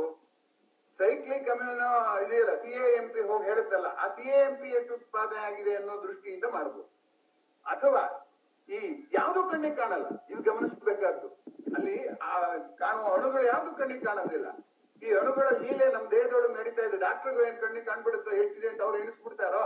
ಇಲ್ಲ. ಆ ಪರಿಣಾಮದ ದೃಷ್ಟಿಯಿಂದಲೇ ಅವರು ಅಧ್ಯಯನ ಮಾಡ್ಬೇಕಾಗುತ್ತೆ. ಟೆಂಪರೇಚರ್ ಎಷ್ಟು ಜಾಸ್ತಿ ಆಯ್ತು, ರೋಗಿಯ ವರ್ತನೆ ಹೇಗೆ ಜಾಸ್ತಿ ಆಯ್ತು, ಇದರಿಂದ ಅವರು ಪರೋಕ್ಷವಾಗಿ ಅಂದಾಜು ಮಾಡ್ತಾರೆ. ಪ್ರತಿ ಜನಕಗಳ ಸೃಷ್ಟಿಯಾಗಿದೆ ಅನ್ನೋದು. ಸೊ ಅದನ್ನ CAMP ಹಂತದಲ್ಲೂ ಮಾಡ್ಬೋದು, ಯಾವ್ದ್ರಲ್ಲಿ ಇದ್ರ ಹಂತದಲ್ಲೂ ಮಾಡ್ಬೋದು, ಯಾವ್ದ್ರಲ್ಲಿ ಪ್ರತಿ ಜನಕಗಳ ಹಂತದಲ್ಲೂ ಮಾಡ್ಬೋದು. ಅದನ್ನ ಮಾಡಿ ಪ್ರತಿಕಾಯಗಳನ್ನ ನಿಯಂತ್ರಣ ಮಾಡ್ತಾರೆ. ಆದರೆ ಈ ಎಲ್ಲವನ್ನು ನಿಯಂತ್ರಿಸುತ್ತಿರುವ ದೊರೆ ಯಾರು? T cells. ಆ ಟಿ ಸೆಲ್ಸ್ ವರ್ತನೆಯನ್ನ ನಾವು ಸರಿಯಾಗಿ ಅರ್ಥ ಮಾಡ್ಕೊಂಡ್ರೆ, ಯಾಕೆಂದ್ರೆ ಟಿ ಸೆಲ್ ತಾನೇ ನಿರ್ಧಾರ ಮಾಡೋದು ಯಾವ್ದನ್ನ ಎಷ್ಟು ಪ್ರತಿಕಾಯಗಳು ಸೃಷ್ಟಿ ಆಗ್ಬೇಕು ಅಂತ. ಆ ಟಿ ಸೆಲ್ಸ್ ಏನಾದ್ರು ನಾವು ಅಧ್ಯಯನ ಮಾಡ್ಬಿಟ್ರೆ ಆಗ ಏನಾಗುತ್ತೆ ಅಂತಂದ್ರೆ ಅವುಗಳ ಮೂಲಕ ನಾವು ನಮ್ ಕೆಲಸ ಮಾಡಿಸ್ಕೋಬಹುದು. ಹೀಗಾಗಿ ನಾವು ಈ ಪ್ರತಿ ಜನಕಗಳನ್ನ ಬಡಿದೋಡಿಸುವ ಕ್ರಿಯೆಯಲ್ಲಿ ಟಿ ಸೆಲ್ಗಳಿಗೆ ನೆರವಾಗಬಹುದು. ಹಾಗಾಗ್ಬೇಕಾದೇನಾಗ್ಬೇಕು, ನಮ್ಗೆ ಟಿ ಸೆಲ್ಗಳ ಅಧ್ಯಯನ, ಟಿ ಸೆಲ್ಗಳ ಬಗ್ಗೆ ಸ್ಪಷ್ಟ ಚಿತ್ರಣದ ಅಗತ್ಯ ಇದೆ. ಆದ್ದರಿಂದ ಪ್ರತಿ ಜನಕಗಳ ಹಂತದಲ್ಲಿ ಕೆಲಸ ಮಾಡೋದ್ರ ಬದಲು ಟಿ ಸೆಲ್ಗಳ ಹಂತದಲ್ಲಿ ನಾವು ನಿಯಂತ್ರಣ ಮಾಡಬಹುದು ಅನ್ನೋದು ಈ ಬಾರಿಯ ನೊಬೆಲ್ ಪುರಸ್ಕಾರದ ಸಂಶೋಧನೆಯ ತಿರುಳು. ಆದ್ದರಿಂದ ಟಿ ಸೆಲ್ ಲೆವೆಲ್ ನಲ್ಲಿ ಮಾಡುವಂಥದ್ದು ಅನ್ನುವಂಥದ್ದು. ಅದಿರಲಿ, ಈಗ ಇನ್ನೊಂದು ಅಂಶವನ್ನ ನಾವು ಗಮನಿಸೋಣ. ಏನಪ್ಪಾ ಅಂತಂದ್ರೆ, ಇದು ಈ ರೀತಿಯ ಅಧ್ಯಯನಗಳು ಕೋವಿಡ್ ಬಂದಾಗಿನಿಂದ ಈಚೆಗೆ ಹೆಚ್ಚು ತೀವ್ರವಾಗಿ ಆಗ್ತಾ ಇದೆ. ಯಾಕೆ ಅಂತಂದ್ರೆ ಈ ಕೋವಿಡ್ ನಲ್ಲಿ ಸೋಂಕು ಸಲೀಸಾಗುತ್ತೆ, ಜೀವಿಯಿಂದ ಬರಬೇಕಾಗಿಲ್ಲ, ನಿರ್ಜೀವ ವಸ್ತುಗಳ ಮೂಲಕ ಬರುತ್ತೆ ಅನ್ನೋದೆಲ್ಲ ನೀವು ತಿಳ್ಕೊಂಡಿದ್ದೀರಾ. ಆ ಬಂದಿದ್ರ ಜೊತೆಗೆ ಇನ್ನೊಂದು ದೊಡ್ಡ ಸಮಸ್ಯೆ ಇದೆ. ಏನಪ್ಪಾ ಅಂತಂದ್ರೆ ಈ ಪ್ರತಿ ಜನಕಗಳ ಸೃಷ್ಟಿಯ ವೇಗ ಅತ್ಯಂತ ಹೆಚ್ಚಿಂದು. ಮೆನ್ ವರ್ಸಸ್ ಇನ್ಸೆಕ್ಟ್ಸ್ ಅಂತ ಯಾರು ಬರ್ಟ್ರಾಂಡ್ ರಸೆಲ್ ಒಂದು ಲೇಖನ ಬರೆದಿದ್ದಾರೆ. ಮನುಷ್ಯ ತಾನು ಬದುಕುವ ಸಲುವಾಗಿ ಆನೆಗಳನ್ನ, ಹುಲಿಗಳನ್ನ, ತನಗಿನ್ನ ಶಕ್ತಿಶಾಲಿಯಾದ ಪ್ರಾಣಿಗಳನ್ನ ಸಾಯಿಸಬೇಕಾಗಿತ್ತು. ಇಲ್ಲೇ ನಾವು ಬಂದು ತಿಂದು ಹಾಕ್ಬಿಡುತ್ತೆ ನಮ್ಮನ್ನ. ಅದನ್ನ ಸಾಯಿಸುವುದನ್ನ ಕತ್ಕೊಂಡ ಮನುಷ್ಯ ಹೇಗೆ ದೂರದಿಂದನೇ ಬಂದೂಕದಲ್ಲಿ ಹೊಡೆದೋ, ಬಾಣದಲ್ಲಿ ಹೊಡೆದೋ, ಏನೋ ಮಾಡಿ ಅದನ್ನ ಸಾಯಿಸೋದು ಕಲ್ತ್ಕೊಂಡ. ಅದನ್ನ ಕಲ್ತ್ಕೊಂಡಿದ್ದು ಏನೋ ಒಂದು ದೊಡ್ಡ ಸಮಸ್ಯೆ ಅಲ್ಲ. ಯಾಕೆಂದ್ರೆ ಆ ಪ್ರಾಣಿಗಳು ಬಲಶಾಲಿಗಳಾದ್ರೂ ಕೂಡ ಸಂಖ್ಯೆಯಲ್ಲಿ ಕಡಿಮೆ. ಆದರೆ ಆ ವೈರಿಗಳನ್ನ ಕಣ್ಣಿಗೆ ಕಾಣುವಂತ ವೈರಿಗಳನ್ನ ಗೆದ್ಬಿಟ್ನಲ್ಲ ಮನುಷ್ಯ. ಕಣ್ಣಿಗೆ ಕಾಣದೇ ಇರೋ ವೈರಿನ ಗೆಲ್ಲೋದು ಕಷ್ಟ. ಯಾಕೆ ಕಣ್ಣಿಗೆ ಕಾಣದೇ ಇರೋ ವೈರಿನ ಯಾಕೆ ಗೆಲ್ಲೋದು ಕಷ್ಟ ಅಂದ್ರೆ, ಅದು ಕಣ್ಣಿಗೆ ಕಾಣದೇ ಇರೋದು ಅಷ್ಟು ಸಣ್ಣದು, ದುರ್ಬಲ ಆಗಿರುತ್ತಲ್ವೇ. ಈ ಚುಂಟಾಡಿ ನಮ್ಗೇನ್ ಗೆಲ್ಲೋದು ಕಷ್ಟ ಅಂತ ಅನ್ಸುತ್ತಲ್ವೇ. ಆದ್ರೆ ಎರಡು ತಾಪತ್ರಯ ಇದೆ. ಮೊದಲನೇ ತಾಪತ್ರಯ ಅವು ಕಣ್ಣಿಗೆ ಕಾಣಲ್ಲ. ಇವು ಕಣ್ಣಿಗೆ ಕಂಡು ಆನೆ ಬಂದಿದ್ದು ಗೊತ್ತಾಗ್ಬಿಡುತ್ತೆ. ಜ್ವರ ಬರೋವರೆಗೆ ನನ್ಗೆ ಒಳಗಡೆ ಒಂದು ಇದು ಬ್ಯಾಕ್ಟೀರಿಯಾನೋ ವೈರಸ್ ಹೋಗಿದೆ ಅಂತ ಗೊತ್ತೇ ಆಗಲ್ಲ. ಕಣ್ಣಿಗೆ ಕಾಣದೇ ಇರುವ ಶತ್ರುವನ್ನು ಹೋರಾಡೋದು ಕಷ್ಟ ಅನ್ನೋದು ಮೊದಲನೇ ಸಮಸ್ಯೆ. ಎರಡನೇ ಸಮಸ್ಯೆ ಏನು ಗೊತ್ತೇನೋ, ಅವು ಬಹಳವಾಗಿ ಸಂಖ್ಯೆ ಹೆಚ್ಚಳ ಆಗ್ಬಿಡುತ್ತೆ. ಬಹಳ ಬೇಗವಾಗಿ ಒಂದಿದ್ದು 2 ಆಗುತ್ತೆ, 2 ಇದ್ದು 4 ಆಗುತ್ತೆ, 4 ಇದ್ದು 16 ಆಗುತ್ತೆ. ಹಾಗೆ ಅದು ಜಿಯೋಮೆಟ್ರಿಕ್ ಪ್ರಪೋರ್ಷನ್ ಅಂತ ಹೇಳ್ತಾರೆ ಮ್ಯಾಥಮೆಟಿಕ್ಸ್ ಅಲ್ಲಿ. ಹಾಗೆ ಜಾಸ್ತಿ ಆಗೋದ್ರಿಂದ, ವೇಗವಾಗಿ ಜಾಸ್ತಿ ಆಗೋದ್ರಿಂದ ಇಷ್ಟು ದೊಡ್ಡ ಮನುಷ್ಯ 3 ಬಿಲಿಯನ್ಗಳ ಜೀವಕೋಶಗಳ ರಾಜ ಅದಕ್ಕೆ ಶರಣಾಗ್ಬೇಕಾಗುತ್ತೆ. ಡೈನೋಸಾರ್ಗಳು ಅವುಗಳಿಗೆ ಗಾಯ ಆದ್ರೂ ಗೊತ್ತಾಗ್ತಿರ್ಲಿಲ್ಲ, ತಲೆ ಪುಟ್ಟದು, ಮೈ ಭಾರ. ಆ ಗಾಯದ ಸೋಂಕಿನಿಂದಲೇ ಬೇಕಾದಷ್ಟು ಡೈನೋಸಾರ್ಗಳು ಸತ್ತೋದು ಅಂತ ಹೇಳ್ತಾರೆ. ನಮ್ಮ ಪ್ರಕಾರ ಅತ್ಯಂತ ಶಕ್ತಿಶಾಲಿಯಾದಂತ ಆನೆ, ಅದಕ್ಕೆ ಏನಾದರೂ ಸೋಂಕಾದ್ರೆ, ಮುಳ್ಳು ಚುಚ್ಚಿ ಸೋಂಕಾಯ್ತು ಅಂದ್ರೆ ಆನೆ ಸಾಯಿತು. ಹೀಗಾಗಿ ಎಲ್ಲಿ ನಾವು ಸಾಮಾನ್ಯ ತರ್ಕದಲ್ಲಿ ಗಾತ್ರದ ಮೇಲೆ ಶಕ್ತಿಯನ್ನು ಅಳಿತೀವಲ್ಲ, ಅದೆಲ್ಲ ಸಮಸ್ಯೆ. ಈ ಅಗೋಚರವಾದದ್ದು ಬಂದದ್ದು ಗೊತ್ತಾಗಲ್ಲ, ವೇಗವಾಗಿ ಪ್ರತಿಕಾಯಗಳನ್ನು ಸೃಷ್ಟಿ ಮಾಡಿಬಿಡುತ್ತೆ ಅಲ್ಲ, ಪ್ರತಿ ಜನಕಗಳನ್ನ ಅಷ್ಟು ವೇಗವಾಗಿ ಈ ಜೀವಕೋಶಗಳು ಪ್ರತಿಕಾಯನ ಸೃಷ್ಟಿ ಮಾಡೋಕ್ ಆಗೋದಿಲ್ಲ. ಇದು ಸಮಸ್ಯೆ.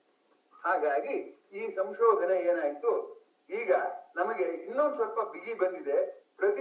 ಪ್ರತಿ ಕಾಯಗಳ ಸಂಖ್ಯೆಯನ್ನ ಅಳಿತಾ ಕೂತ್ಕೊಳ್ಳೋದ್ರ ಬದಲು ಆ ಟಿ ಸೆಲ್ ನ ಯಾಕೆ ನಿಯಂತ್ರಣ ಮಾಡಬಾರ್ದು, ಟಿ ಸೆಲ್ ಮೂಲಕ ಯಾಕೆ ನಿಯಂತ್ರಣ ಮಾಡಬಾರ್ದು ಅಂತ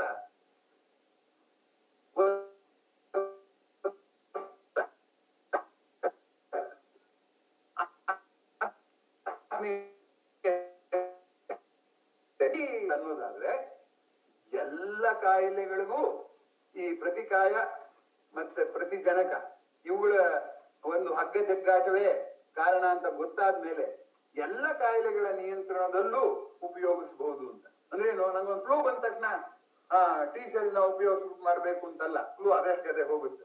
ಆದ್ರೂ ಪ್ರಾಣಾಂತಿಕ ಕಾಯಿಲೆಗಳೇ ಸಂಖ್ಯೆಯಲ್ಲಿ ಕಮ್ಮಿ ಇಲ್ಲ. ಕ್ಯಾನ್ಸರ್ ಇಲ್ವೇ, ಬೇಕಾದಷ್ಟಿದೆ. ಆ ಹೆಸರು ಹೇಳ್ಬಿಟ್ಟು ನಿಮ್ಗೆ ಗಾಬರಿ ಮಾಡೋದಕ್ಕಿಂತ ಬೇಕಾದಷ್ಟಿದೆ ಅಂತ ಎಲ್ರಿಗೂ ಗೊತ್ತು. ಆ ಎಲ್ಲ ಕಾಯಿಲೆಗಳ ಒಂದು ಚಿಕಿತ್ಸೆಗೂ ಕೂಡ ಇದು ಒಂದ್ ಸ್ವಲ್ಪ ಅಧಿಕವಾದ ಒಂದು ಬಲಶಾಲಿಯಾದ ಅಸ್ತ್ರನ ಒದಗಿಸ್ತಾ ಇದೆ ಅನ್ನುವಂಥದ್ದು ತುಂಬಾ ಮುಖ್ಯವಾದಂತ ಸಂಗತಿ. ಅದಲ್ಲದೆ ಇನ್ನೂ ಒಂದು ಅಂಶವನ್ನ ಇದು ಸಹಾಯ ಮಾಡುತ್ತೆ ಅನ್ನೋದು ಬಂದಿದೆ ಪತ್ರಿಕೆಯಲ್ಲಿ. ಅಲ್ಲಿ ಅದನ್ನೇ ನಾನು ವಿವರಿಸಿ ಹೇಳ್ತೀನಿ. ಈಗ ನಾವು ನಮ್ಮ ದೇಹದಲ್ಲಿ ಅಂಗಾಂಗಗಳ ಕಸಿ ಅನ್ನೋದಿದೆ. ಕಣ್ಣು ಹೋದ್ರೆ ಕಣ್ಣನ್ನು ಕಸಿ ಮಾಡುವಂಥದ್ದು, ಕಿಡ್ನಿ ಹೋದ್ರೆ ಕಿಡ್ನಿ ಕಸಿ ಮಾಡುವಂಥದ್ದೆಲ್ಲ ಕೇಳಿರ್ತೀವಿ ನಾವು. ಆ ಕಸಿ ಮಾಡುವಾಗಲೂ ಕೂಡ ದೇಹ ಯಾವುದೇ ತನ್ನದಲ್ಲದ ಅಣುವಾಗ್ಲಿ ಇದಾಗ್ಲಿ ಅಂಗಾಂಶ ಆಗ್ಲಿ ಜೀವಕೋಶ ಆಗ್ಲಿ ಎಲ್ಲವನ್ನೂ ಕೂಡ ಅದು ವಿರೋಧಿಸುತ್ತೆ. ಆಗ ಇದು ನಿನಗೆ ಉಪಯೋಗವಾಗಿ ಮಾಡ್ತಿದ್ದೀನಿ, ನೀನ್ ವಿರೋಧಿಸ್ಬೇಡ ಅಂತ ಹೇಳ್ಬೇಕು ನಾವು. ಹೇಗೆ ಹೇಳೋದು? ಜೀವಕೋಶಗಳು ಮೂಕರು, ಜೀವಕೋಶಗಳು ಕಿವುಡು. ಅವ್ರು ಅಂತ ಪ್ರಜೆಗಳು ನಮ್ಮ ಪ್ರಜೆಗಳು, ಅವ್ರಿಗೆ ಹೇಗೆ ಹೇಳ್ಬೇಕು? ಅಂತ ಸಂದರ್ಭದಲ್ಲಿ ಈ ಟಿ ಸೆಲ್ ನ ನೀನು ಅದು ಬಂದ್ರು ಪ್ರತಿ ಕಾಯ ಸೃಷ್ಟಿ ಆದ್ರೂ ಅದು ಕೊಂದ್ಕೋಬಹುದು, ನೀನೇನು ಕೆಲಸ ಮಾಡ್ಬೇಡ, ಸ್ವಲ್ಪ ಸುಮ್ಮನಿರು ಅಂತ ಸಮಾಧಾನ ಮಾಡಿ ಸುಮ್ಮನಾಗಿಸಬೇಕಾಗುತ್ತೆ. ಆ ದೃಷ್ಟಿಯಿಂದ ಇಲ್ಲಿ ಎರಡು ಮುಖ್ಯವಾದ ಕಾರಣ ಹೇಳಿದೆ ನಾನು. ಒಂದು ಮಾರಣಾಂತಿಕ ರೋಗಗಳ ನಿಯಂತ್ರಣ, ಆಮೇಲೆ ಎರಡನೇದು ಅಂಗಾಂಗ ಕಸಿ ಮಾಡುವಾಗ ಇದಾಗುವಂಥದ್ದು. ನಾವು ಇನ್ನೂ ಸ್ವಲ್ಪ ಅಧ್ಯಯನ ಮಾಡ್ಬಿಟ್ಟು ಆ ಟಿ ಸೆಲ್ ಬಗ್ಗೆ ಇನ್ನೊಂದಷ್ಟು ನಿಯಂತ್ರಣ ತಂದ್ಕೊಂಡ್ಬಿಟ್ರೆ ಈ ರೋಗ ನಿರೋಧಕದಿಂದ ಬರುವಂತ ಕಾಯಿಲೆ ಇದೆಯಲ್ಲ, ಇಮ್ಯುನಾಲಜಿ ಇದೆಯಲ್ಲ, ಬೇರೆ ಬೇರೆ ಕಾಯಿಲೆಗಳಿದೆಯಲ್ಲ, ಯಾವುದು ಪ್ರತಿಕಾಯಗಳ ಹೆಚ್ಚಳದಿಂದ ಬರುವ ಕಾಯಿಲೆ, ಪ್ರತಿಕಾಯಗಳಿಂದ ಬರುವ ಕಾಯಿಲೆ ಇದೆಯಲ್ಲ, ಅದನ್ನು ನಿಯಂತ್ರಣ ಮಾಡಬಹುದು ಅನ್ನುವುದರಿಂದ ಈ ಸಂಶೋಧನೆ ಎಷ್ಟು ವ್ಯಾಪಕವಾದ ಉಪಯೋಗ ಪಡೆದಿದೆ ಅನ್ನುವಂಥದ್ದನ್ನು ನೋಡಿ ಈ ರೋಗ ನಿಯಂತ್ರಣ ಮಾಡ್ಬೇಕಾದ ಬರೀ ಮನುಷ್ಯರಿಗೆ ಏನಲ್ಲ, ಪ್ರಾಣಿಗಳಿಗೂ ಮಾಡ್ಬೇಕು. ಅವುಗಳಿಗೂ ಏನೇನೋ ಕಾಯಿಲೆಗಳು ಬರುತ್ತೆ, ಸಸ್ಯಗಳಿಗೂ ಮಾಡ್ಬೇಕು. ಸಸ್ಯಗಳಿಗೂ ಮುಂಚೆ ನಮ್ಮಲ್ಲಿ ಕನ್ನಡದಲ್ಲಿ ಅದೇನು ಮನುಷ್ಯರಿಗೆ ಬರದೆ ರೋಗ ಮರಕ್ಕೆ ಬರುತ್ತೆ ಅಂತ, ಮರಕ್ಕೂ ಬರುತ್ತೆ. ನಾವು ಗಮನಿಸಿಲ್ಲ ಅಷ್ಟೇ, ಯಾಕೆಂದ್ರೆ ಅದು ನಾವು ಸುಮ್ಮನೆ ಇರುತ್ತಲ್ಲ. ಮೂಕರಾದವ್ರ ಮಾತು ಯಾರು ಕೇಳೋದಿಲ್ಲ, ಕಿರ್ಚಾಡ್ದವರೇ ಪ್ರಶಸ್ತಿ ತಗೋತಾರೆ ಬೇರೆ. ಹಾಗೆ ನಮ್ಮ ಗಮನ ಆ ಕಡೆ ಹೋಗಿಲ್ಲ. ಆದ್ರಿಂದ ಇದರ ವ್ಯಾಪ್ತಿ ಎಲ್ಲ ಬಗೆಯ ಜೀವಿಗಳ ಎಲ್ಲ ಬಗೆಯ ರೋಗಗಳಲ್ಲಿ ಎಲ್ಲೆಲ್ಲಿ ಸಾಧ್ಯವೋ ಅಲ್ಲೆಲ್ಲ ಬಳಕೆ ಮಾಡುವ ವ್ಯಾಪ್ತಿ ಇದೆ ಅನ್ನೋ ಕಾರಣಕ್ಕೆ ಇದೆಲ್ಲ ಮುಂಚೆ ಗೊತ್ತಿದ್ದಿದ್ದೆ. ಸೈಕ್ಲಿಕ್ ಬರುತ್ತೆ, CIMP ಹೇಳಿದ್ನಲ್ಲ, ಅದು ಪ್ರತಿಕಾಯ ಪ್ರತಿಜನಕಗಳು ಎಲ್ಲವೂ ಗೊತ್ತಿದ್ದಿದ್ದೆ. ಆದ್ರೆ ಇದನ್ನ ನಿಯಂತ್ರಣ ಮಾಡೋದು ಇದು ಅಂತಲೂ ಗೊತ್ತಿದ್ದಿದ್ದೆ. ಅದನ್ನ ನಿಯಂತ್ರಣ ಮಾಡೋದು ಹೇಗೆ ಅನ್ನೋವಂಥದ್ರ ಬಗ್ಗೆ ನೊಬೆಲ್ ಪ್ರೈಸ್ ಬಂದಿದೆ ಅಂತ ಅನ್ನುವಂಥದ್ದನ್ನ ಅರ್ಥ ಮಾಡ್ಕೊಂಡ್ರೆ ಹಿನ್ನೆಲೆ ಮತ್ತು ಇದರ ಮುನ್ನೆಲೆ ಎರಡನ್ನೂ ನಾನು ಹೇಳಿದ್ದೇನೆ ಅಂತ ಭಾವಿಸಿದ್ದೀನಿ. ಸಾಮಾನ್ಯಕ್ಕೆ ನಾವು ಮದುವೆಗೆ ಹೋದ್ರೆ ಏನ್ ಮಾಡ್ತೀವಿ, ರಿಸೆಪ್ಷನ್ ಹೋಗ್ಬಿಟ್ಟು ಕೈ ಕುಲುಕ್ಬಿಟ್ಟು ಗಿಫ್ಟ್ ಕೊಟ್ಬಿಟ್ಟು ಊಟ ಮಾಡ್ಕೊಂಡ್ ಬಂದ್ಬಿಟ್ರೆ ಮದುವೆಯಲ್ಲಿ ನಡೆದ ನಾಟಕಗಳು ನಮ್ಗೆ ಗೊತ್ತಾಗೋದೇ ಇಲ್ಲ. ಗಂಡವರು ಹೆಣ್ಣವರು ಜಗಳ ಕಾದಿರ್ತಾರೆ, ಈಚೆ ಹುಟ್ರಿ ಬೇಡ ಅಂತಾರೆ, ಏನೇನೋ ನಡೆದಿರುತ್ತೆ. ಯಾಕೆ ನಮ್ಗೆ ಗೊತ್ತಿಲ್ಲ. ಕೊನೆ ಏನಾಗ್ಬೋದು, ಅವ್ರಿಗೊಂದು ಅಭಿನಂದನೆಗಳು ಹೇಳ್ಬೋದು, ನಮ್ಮ ವಾಟ್ಸಾಪ್ ಅಲ್ಲಿ ನಮ್ಮ ಇದರಲ್ಲಿ ಹಾಕ್ಬಿಡ್ಬೋದು, ಅಲ್ಲಿ ಏನ್ ಬಂದಿರುತ್ತೋ ಅದನ್ನ ಹಾಕ್ಬಿಡ್ಬೋದು. ಆದ್ರೆ ಅದರ ಒಂದು ಐತಿಹಾಸಿಕ ಪರಿಶೀಲನೆಯನ್ನ ಮಾಡದೆ ಹೋದ್ರೆ ಪೂರ್ಣವಾದ ಚಿತ್ರಣ ನಮಗ್ ಬರೋದಿಲ್ಲ. ಈಗ ಆ ಪೂರ್ಣವಾದ ಚಿತ್ರಣ ಬರೋಕೆ ಇಷ್ಟು ಮಾಹಿತಿಯನ್ನು ನಾನು ಒದಗಿಸಿದ್ದೀನಿ. ಇದಕ್ಕೆ ಹೆಚ್ಚಿನ ಮಾಹಿತಿ ಏನಾದ್ರೂ ನಿಮಗೆ ಬೇಕು ಅಂತಾದ್ರೆ ಯೂಟ್ಯೂಬ್ ಅಲ್ಲಿ ಇದೆ ಆಂಟಿಜೆನ್ ಅಂತ ಹಾಕಿ, ಆಂಟಿಬಾಡಿ ಅಂತ ಹಾಕಿ, ಟಿ ಸೆಲ್ಸ್ ಅಂತ ಹಾಕಿ ಹೆಚ್ಚಿನ ವಿವರಗಳು ಅಲ್ಲಿ ಬರುತ್ತೆ. ಆ ಹೆಚ್ಚಿನ ವಿವರಗಳನ್ನ ನಾನು ಕಾಲದ ಮಿತಿಯಲ್ಲಿ ಹೇಳೋದಕ್ಕೆ ಸಾಧ್ಯ ಆಗೋದಿಲ್ಲ. ಆದ್ರೆ ಇದು ಎಷ್ಟು ಸ್ವಾರಸ್ಯಕರವಾದದ್ದು ಅನ್ನುವಂಥದ್ದನ್ನ ಈಗ ನಾನು ನಿಮ್ಮ ಮುಂದೆ ಸಾದರ ಪಡಿಸಿದ್ದೇನೆ. ಕೃಷ್ಣಮೂರ್ತಿ ಅವರು ಈಗಾಗಲೇ ಪ್ರಶ್ನೆ ಕೇಳಿದ್ದಾರೆ, ಆದ್ರಿಂದ ಇಲ್ಲಿ ಪ್ರಶ್ನೋತ್ತರ ಅತ್ಯಂತ ಮುಖ್ಯವಾಗುತ್ತೆ. ಯಾಕೆಂದ್ರೆ ಒಂದು ಅನುಮಾನ ಪರಿಹರಿಸೋಕೆ ಹೋಗಿ 10 ಅನುಮಾನ ಸೃಷ್ಟಿಯಾಗುತ್ತೆ. ಆ ಸಾಧ್ಯ ಅನುಮಾನಗಳನ್ನೆಲ್ಲವನ್ನು ಮುಂಚೆನೆ ಕಲ್ಪಿಸಿಕೊಂಡು ನಾವು ಜನರಿಗೆ ತಿಳಿಸ್ಬೇಕಾಗುತ್ತೆ. ಯಾರು ಜನಪ್ರಿಯ ಸಂವಹನಕಾರರು, ನಾನು ಈಗಾಗಲೇ ಹೇಳಿದ ಹಾಗೆ ಜನಪ್ರಿಯ ಸಂವಹನಕಾರರ ಅನುಲಕ್ಷಿಸಿ ನಾನು ಈ ವಿಷಯ ಮಾತಾಡ್ತಿದ್ದೀನಿ ಅಂತ ಇನ್ನೂ ಎರಡಿದೆ, ಭೌತಶಾಸ್ತ್ರ ಮತ್ತು ರಸ. ಇದು ಒಂದ್ ದಿವಸಕ್ಕೆ ಎರಡು ಕೂಡ ಆಗ್ಲಿಲ್ಲ, ಒಂದೇ ಆಯ್ತು, ಪರವಾಗಿಲ್ಲ. ನಾನು ಇನ್ನೂ ಎರಡು ಮಾಡ್ಲೇಬೇಕು ಅನ್ನೋ ಹಠ ಏನಿಲ್ಲ. ನೀವು ಇದನ್ನ ಇಷ್ಟು ಅಪರಿಚಿತ ಶಬ್ದಗಳನ್ನ, ಅಪರಿಚಿತ ವಾದಂತಹ ವಿಷಯ ಸಂದರ್ಭವನ್ನ ಕಲ್ಪಿಸ್ಕೊಳ್ಳೋದನ್ನ ನಾವು ಮಾಡ್ತೀವಿ ಅಂತ ಅನ್ನೋದಾದ್ರೆ ಇನ್ನೆರಡು ಮಾಡೋಣ, ಇಲ್ಲಿದ್ರೆ ಇದನ್ನ ಇಲ್ಲಿಗೆ ನಿಲ್ಸೋಣ. ಈಗ ನಾನು ಪ್ರಶ್ನೋತ್ತರಗಳಿಗೆ ಅನುವು ಮಾಡಿಕೊಡ್ತೇನೆ. ಈಗ ಕೃಷ್ಣಮೂರ್ತಿ ಅವರು ಪ್ರಶ್ನೆ ಕೇಳಿದ್ದಾರೆ. ಒಬ್ಬರ ಪ್ರಶ್ನೆ ಮುಗಿದ ಮೇಲೆ ಆಮೇಲೆ ಇನ್ನೊಬ್ರು ಪ್ರಶ್ನೆ ಕೇಳಿದ್ರೆ ಉತ್ತರ ಹೇಳೋಕೆ ಅನುಕೂಲ ಆಗುತ್ತೆ. ನಾವೆಲ್ಲರೂ ಸೇರಿ ಉತ್ತರ ಹುಡ್ಕೋಣ ಅಂತ ಹೇಳ್ತಾ, ಜೊತೆಗೆ ಇನ್ನೊಂದು ಪ್ರಶ್ನೆ ಕೇಳಿದವರು ತಮ್ಮ ವಿದ್ಯಾರ್ಹತೆಯ ಹಿನ್ನೆಲೆ ಹೇಳಬೇಕು ಅಂತ. ಯಾಕೆ ಅಂತಂದ್ರೆ ನಿಮ್ಮ ವಿದ್ಯಾರ್ಹತೆ ಬಯಲು ಮಾಡೋದ್ರಲ್ಲಿ ನಂಗೇನು ಆಸಕ್ತಿ ಇಲ್ಲ. ಪ್ರಶ್ನೆ ಏನಂದ್ರೆ ಉತ್ತರ ಹೇಳ್ಬೇಕಾದ್ರೆ ನಿಮ್ಮ ವೊಕ್ಯಾಬುಲರಿಯ ಹಿನ್ನೆಲೆಯಲ್ಲೇ ಹೇಳ್ಬೇಕಾಗತ್ತಲ್ವ ಉತ್ತರನ. ಆ ದೃಷ್ಟಿಯಿಂದ ತಾವು ನಿಮ್ದು ಕ್ವಾಲಿಫಿಕೇಶನ್ ಹೇಳ್ಬಿಟ್ಟು, ಕ್ವಾಲಿಫಿಕೇಶನ್ ಅದು CBZ PCM ಹಾಗೆ ಹೇಳ್ಬೇಕಾಯ್ತು. ಯಾಕಂದ್ರೆ PCM ಬಯಾಲಜಿ, ನಾನ್ ಬಯಾಲಜಿ ಓದಿಲ್ಲ. ನಾನು ಬಯಾಲಜಿ ಜನಪ್ರಿಯಗೊಳಿಸೋ ಸಲುವಾಗಿ ಓದಿದ್ದೆ ಹೊರತು, ನಾವು ಓದ್ತಿದ್ದಾಗ 3 ಕಾಂಬಿನೇಷನ್ ಇದ್ದದ್ದು. ನಾನು PCM ಅಲ್ಲಿ ಓದೋದು, ಬಯಾಲಜಿ ನಾನು ಓದಿಲ್ಲ. ಅಧ್ಯಯನದಿಂದ ತಿಳ್ಕೊಳಕ್ ಶುರು ಮಾಡಿದೆ. ಯಾಕೆಂದ್ರೆ ವಿಜ್ಞಾನದ ಇತಿಹಾಸ ನಂಗೆ ಬೇಕಲ್ಲ. ಹುಡುಗರು ಬಯಾಲಜಿ ಪ್ರಶ್ನೆ ಕೇಳಿದ್ ನಾನು ಓದಿಲ್ಲ ಅನ್ನಕ್ಕಾಗಲ್ವಲ್ಲ, ಅದನ್ನ ಆ ತರ ಮಾಡಿದೆ ಅಂತ ಹೇಳ್ತಾ ಈಗ ಪ್ರಶ್ನೋತ್ತರಗಳಿಗೆ ಅನುವು ಮಾಡಿಕೊಡ್ತಿದ್ದೀನಿ. ಮೊದಲನೆಯ ಪ್ರಶ್ನೆ ಕೃಷ್ಣಮೂರ್ತಿ ಅವರು ಕೇಳಲಿ, ಆಮೇಲೆ ಉಳಿದವರು ಕೇಳ್ಬೋದು. ಮುಂದಿನ ಭಾಗ ಇರ್ಬೇಕೇ ಬೇಡವೆ ಅನ್ನೋದಕ್ಕೆ ಒಂದು ವೋಟ್, ಗಣೇಶ್ ಒಂದು ಇದನ್ನ ಹಾಕಪ್ಪ, ಎಷ್ಟು ಜನ ಇರ್ಬೇಕು ಅಂತ ಹೇಳ್ತಾರೆ ಅನ್ನುವಂಥದ್ದು. ಹೆಚ್ಚು ಜನ ನಂಗೆ ಹೇಳಕ್ ಇಷ್ಟವೇ, ಜನಪ್ರಿಯ ಹೇಳಕ್ ಇಷ್ಟವೇ. ಇನ್ನು ಕಷ್ಟ ಆಗ್ತಿದೆ ಅಂದ್ರೆ ನನಗೆ ಉದ್ದಿಷ್ಟ ಗುಂಪನ್ನ ನೋಯಿಸಿ ಏನು ನಾನು ಸಂವಹನ ಮಾಡ್ಲಾರೆ, ಅದಕ್ಕೋಸ್ಕರ ಅಷ್ಟೇ. ಈಗ ಪ್ರಶ್ನೆ ಕೃಷ್ಣಮೂರ್ತಿ ಅವರು.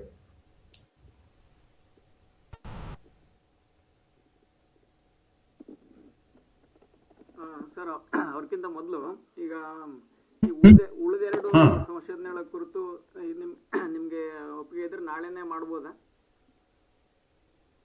ಮಾಡ್ಬೋದು. ಒಂದು ಒಂದಾಗತ್ತೋ ಎರಡಾಗತ್ತೋ ಗೊತ್ತಿಲ್ಲ. ಹೀಗೆ ಹೇಳ್ಬೇಕಾದಾಗ ಎಷ್ಟು ಇದ್ ಮಾಡ್ತೀನಿ ಅಂತ, ಯಾಕಂದ್ರೆ ಪ್ಲಾನ್ ಮಾಡ್ಕೊಳಕ್ ಆಗಲ್ಲ ಬೇರೆ ಲೆಕ್ಚರ್ ಹಾಗೆ. ನಾಳೆ ಮಾಡಕ್ ನಾ ರೆಡಿ. ಇದು ಇದೇ ಫ್ಲೋದಲ್ಲಿ ಆಗ್ಬಿಟ್ರೆ ಚೆನ್ನಾಗಿರುತ್ತೆ ಅಂತ ಅನ್ಕೊಂಡೆ.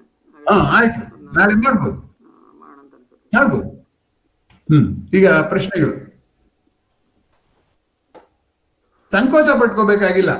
Ignorance is not crime. ನನಗೆ ಅನೇಕ ಸಂಗತಿಗಳು ಗೊತ್ತಿಲ್ಲ. ನಂಗೂ ನೀವು ಕೇಳಿರೋ ಪ್ರಶ್ನೆಗೆ ಉತ್ತರ ಗೊತ್ತಿಲ್ಲದೆ ಇರ್ಬೋದು. ಗೊತ್ತಿಲ್ಲ ಅಂತ ಹೇಳಕ್ ನಂಗೆ ಸಂಕೋಚವೇ ಇಲ್ಲ. ನಮ್ಮ ಗುರುಗಳು ಹೆಚ್ಚನ್ನು ಹೇಳಿದ್ದಾರೆ, no question can be foolish, only answer can be foolish ಅಂತ.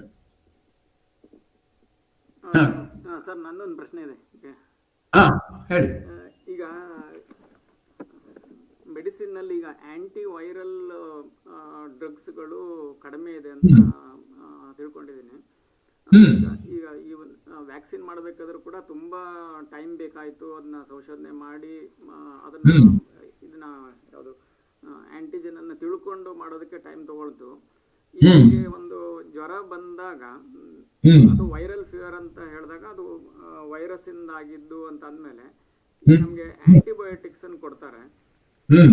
ಈಗ ನಮ್ಗೆ ಅದು ಕ್ಯೂರ್ ಆಗೋದು ನಮ್ಮ ಟಿ ಸೆಲ್ಸ್ ಪ್ರೊಡ್ಯೂಸ್ ಮಾಡಿರೋ ಆಂಟಿಬಾಡಿಯಿಂದನೋ ಅಥವಾ ನಮಗೆ ಇಲ್ಲಿ ಕೊಟ್ಟಿರೋ ಆಂಟಿಬಯೋಟಿಕ್ ಇಂದ ಇದಾಗುತ್ತೋ? ಯಾಕೆ ಅದು ಹೇಗೆ? ಆಯ್ತು, ಹೇಳ್ತೀನಿ. ಮೊದಲ 3-4 ಪ್ರಶ್ನೆ ಇದೆ ಇದ್ರೊಳಗೆ. ಮೊದಲನೇ ಪ್ರಶ್ನೆ, ವೈರಸ್ ಯಾಕೆ, ವೈರಸ್ ನಿಂದ ಆಗಿರೋ ಕಾಯಿಲೆ ವಾಸಿ ಮಾಡೋದು ಯಾಕೆ ಕಷ್ಟ ಅಂತ. ಜೀವಕೋಶ ಆದ್ರೆ ಒಂದು ರಚನೆ ಇದೆಯಲ್ಲ, ಆ ಜೀವಕೋಶದ ರಚನೆಯನ್ನ ನಾವು ಆ ಜೀವಕೋಶದ ಹೊರಗಡೆ ಕವಚನ ತೆಗೆದಾಕ್ಬಿಟ್ವಿ ಅಂತ ಇಟ್ಕೊಳ್ಳೋಣ, ಆಗ ಅವು ನಿಷ್ಕ್ರಿಯವಾಗ್ಬಿಡುತ್ತವೆ. ವೈರಸ್ ಅನ್ನೋದು ಒಂದು ಅಣು, ಅದು ನ್ಯೂಕ್ಲಿಯೋ ಪ್ರೋಟೀನ್. ಆದ್ರಿಂದ ಅಲ್ಲಿಯ ಕವಚ ಇಲ್ವೇ ಇಲ್ಲ. ಆ ದೃಷ್ಟಿಯಿಂದ ವೈರಸ್ ಮೇಲೆ ದಾಳಿ ಮಾಡಿದ್ರೆ ವಾಸಿ ಮಾಡೋದು ತುಂಬಾ ಕಷ್ಟ ಆಗುತ್ತೆ. ಜೊತೆಗೆ ವೈರಸ್ನ ದಾಳಿಯೇ ಕೇವಲ ವೈರಸ್ನ ದಾಳಿಯೇ ಆಗಿದೆಯೋ, ವೈರಸ್ ಮತ್ತು ಬೇರೆ ರೋಗಕಾರಕ ಜೀವಕೋಶಗಳಿಂದ ಆಗಿದೆಯೋ ಅಂತ ಡಾಕ್ಟರ್ಗೂ ಗೊತ್ತಿಲ್ಲ. ಹೆಂಗ್ ಗೊತ್ತಾಗುತ್ತೆ? ಅದಕ್ಕೋಸ್ಕರ ಅವ್ರೇನ್ ಮಾಡ್ತಾರೆ ಅಂದ್ರೆ, ಈ ಆಂಟಿಬಾಡೀಸ್ ಹಾಕ್ಬಿಟ್ಟು ಬರೇ ವೈರಸ್ ನಿಧಾನಕ್ಕೆ ವಾಸಿ ಆಗ್ಲಿ, ಅದ್ರ ಜೊತೆಗೆ ವೈರಸ್ ಜೊತೆಗೆ ಸಮಾಂತರವಾಗಿ ಒಂದಷ್ಟು ಇದು ಇರ್ಬೋದಲ್ಲ, ಯಾವುದು ರೋಗಕಾರಕ ಜೀವಕೋಶಗಳಿರ್ಬೋದು, ಅದನ್ನ ಹೋಗೋದಕ್ಕೋಸ್ಕರ ಆಂಟಿಬಯೋಟಿಕ್ ಕೊಡ್ತಾರೆ ಅಷ್ಟೇ ಹೊರತು ಆಗಲ್ಲ ಅಂತಲ್ಲ. ವೈರಸ್ನು ಕೊಟ್ಟಿರ್ತಾರೆ ಔಷಧಿ, ಆದ್ರೆ ವೈರಸ್ ಔಷಧಿ ಅಂದ್ರೆ ಜ್ವರ ಕಡಿಮೆ ಮಾಡೋದಕ್ಕೆ ಆಂಟಿಪೈರೆಟಿಕ್ ಡ್ರಗ್ ಅಂತಿದೆಯಲ್ಲ, ಜ್ವರವನ್ನೇ ಕಡಿಮೆ ಮಾಡುವಂತಹದ್ದು, ಅದನ್ನು ಕೊಟ್ಟಿರ್ತಾರೆ. ಅಂದ್ರೆ ಸಿಂಪ್ಟಮ್ಯಾಟಿಕ್ ಟ್ರೀಟ್ಮೆಂಟು ಮಾಡ್ತಾರೆ. ಜೊತೆಗೆ ಬರೇ ವೈರಸ್ ವೈರಸ್ ಜೊತೆಗೆ ಇನ್ನೊಂದು ಬಂದಿಲ್ಲ ಅಂತ ಏನ್ ಗೊತ್ತು, ಯಾವ್ದು ಕಣ್ಣಿಗೆ ಕಾಣಲ್ಲ. ಅದರಿಂದ ಎರಡೂ ಕೊಡ್ತಾರೆ, ಆಂಟಿಬಯೋಟಿಕ್ ಕೊಡ್ತಾರೆ, ಇದು ಕೊಡ್ತಾರೆ. ಅದು ನಿಧಾನವಾಗಿ ವಾಸಿ ಆಗೋದ್ರಿಂದ ಆಂಟಿಬಯೋಟಿಕ್ ಬಹಳ ಕಾಲ ತಗೊಳ್ಳೋದ್ರಿಂದ ಸುಸ್ತಾಗುತ್ತೆ, ತುಂಬಾ ಸುಸ್ತಾಗುತ್ತೆ. ಅದೇನು ಮಾಡಕ್ಕಾಗಲ್ಲ, ಅದು ಹಾಗೆ ಮಾಡ್ತಾರೆ ಅಂತ ಅನ್ನೋದು ನನಗೆ ತಿಳಿದಿರೋ ಒಂದು ಸ್ವಲ್ಪ. ಮುಂದಿನ ಪ್ರಶ್ನೆ.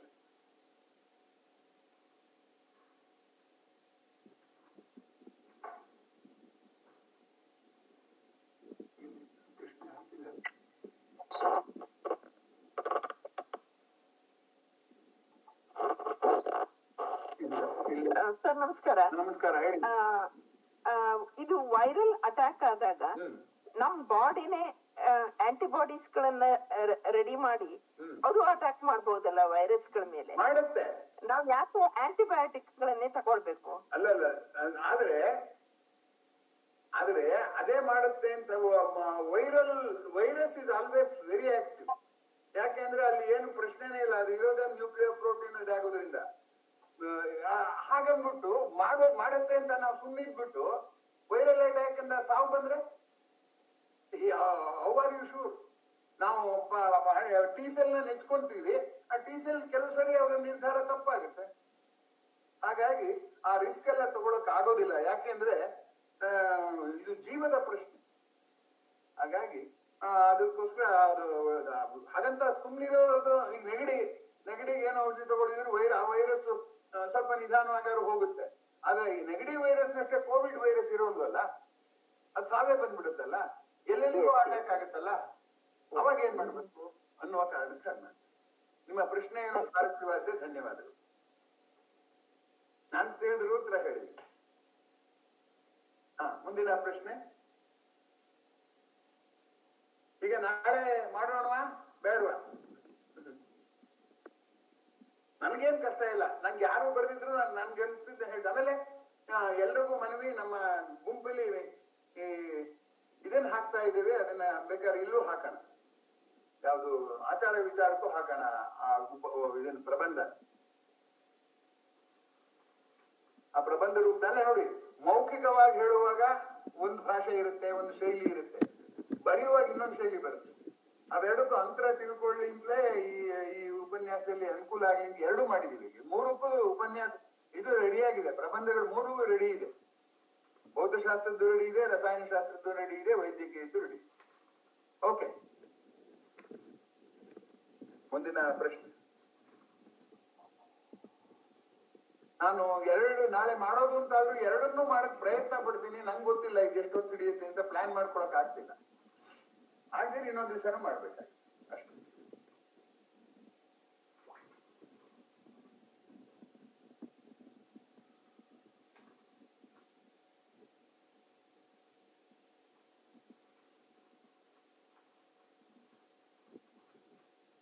ಅಚ್ಚರಿ ಪಡುವ ಹವ್ಯಾಸನೇ ನಮ್ಮಲ್ಲಿ ಇನ್ನೂ ಬೆಳೆದಿಲ್ಲ.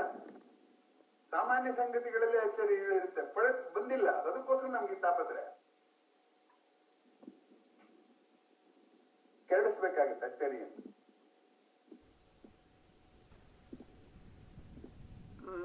ಸರ್, ಇದು ಈ ಹೆಚ್ಚಾಗಿರೋ ಆಂಟಿಬಾಡಿ ಯಾವ ರೀತಿಯ ಸಮಸ್ಯೆ ಕ್ರಿಯೇಟ್ ಮಾಡುತ್ತೆ? ಅನೇಕ ರೀತಿಯಲ್ಲಿ ಮಾಡುತ್ತೆ. ಒಂದು, ಆಂಟಿಬಾಡಿ ಸಿಂಥಸಿಸ್ ಆಗ್ಬೇಕಾದ್ರೂ ತಿರ್ಗಾ ನಮ್ಮ ದೇಹದಲ್ಲಿ ಜೀವಕೋಶದಲ್ಲಿರುವಂತಹ ಸತ್ವಗಳನ್ನ ಬೆಳೆಸ್ಕೋಬೇಕಲ್ಲ, ಮೈಟೋಕಾಂಡ್ರಿಯಾದಲ್ಲಿರೋದು ಬೆಳೆಸ್ಕೋಬೇಕಲ್ಲ, ಅವೆಲ್ಲ ನಿಸ್ಸತ್ವವಾಗುತ್ತೆ.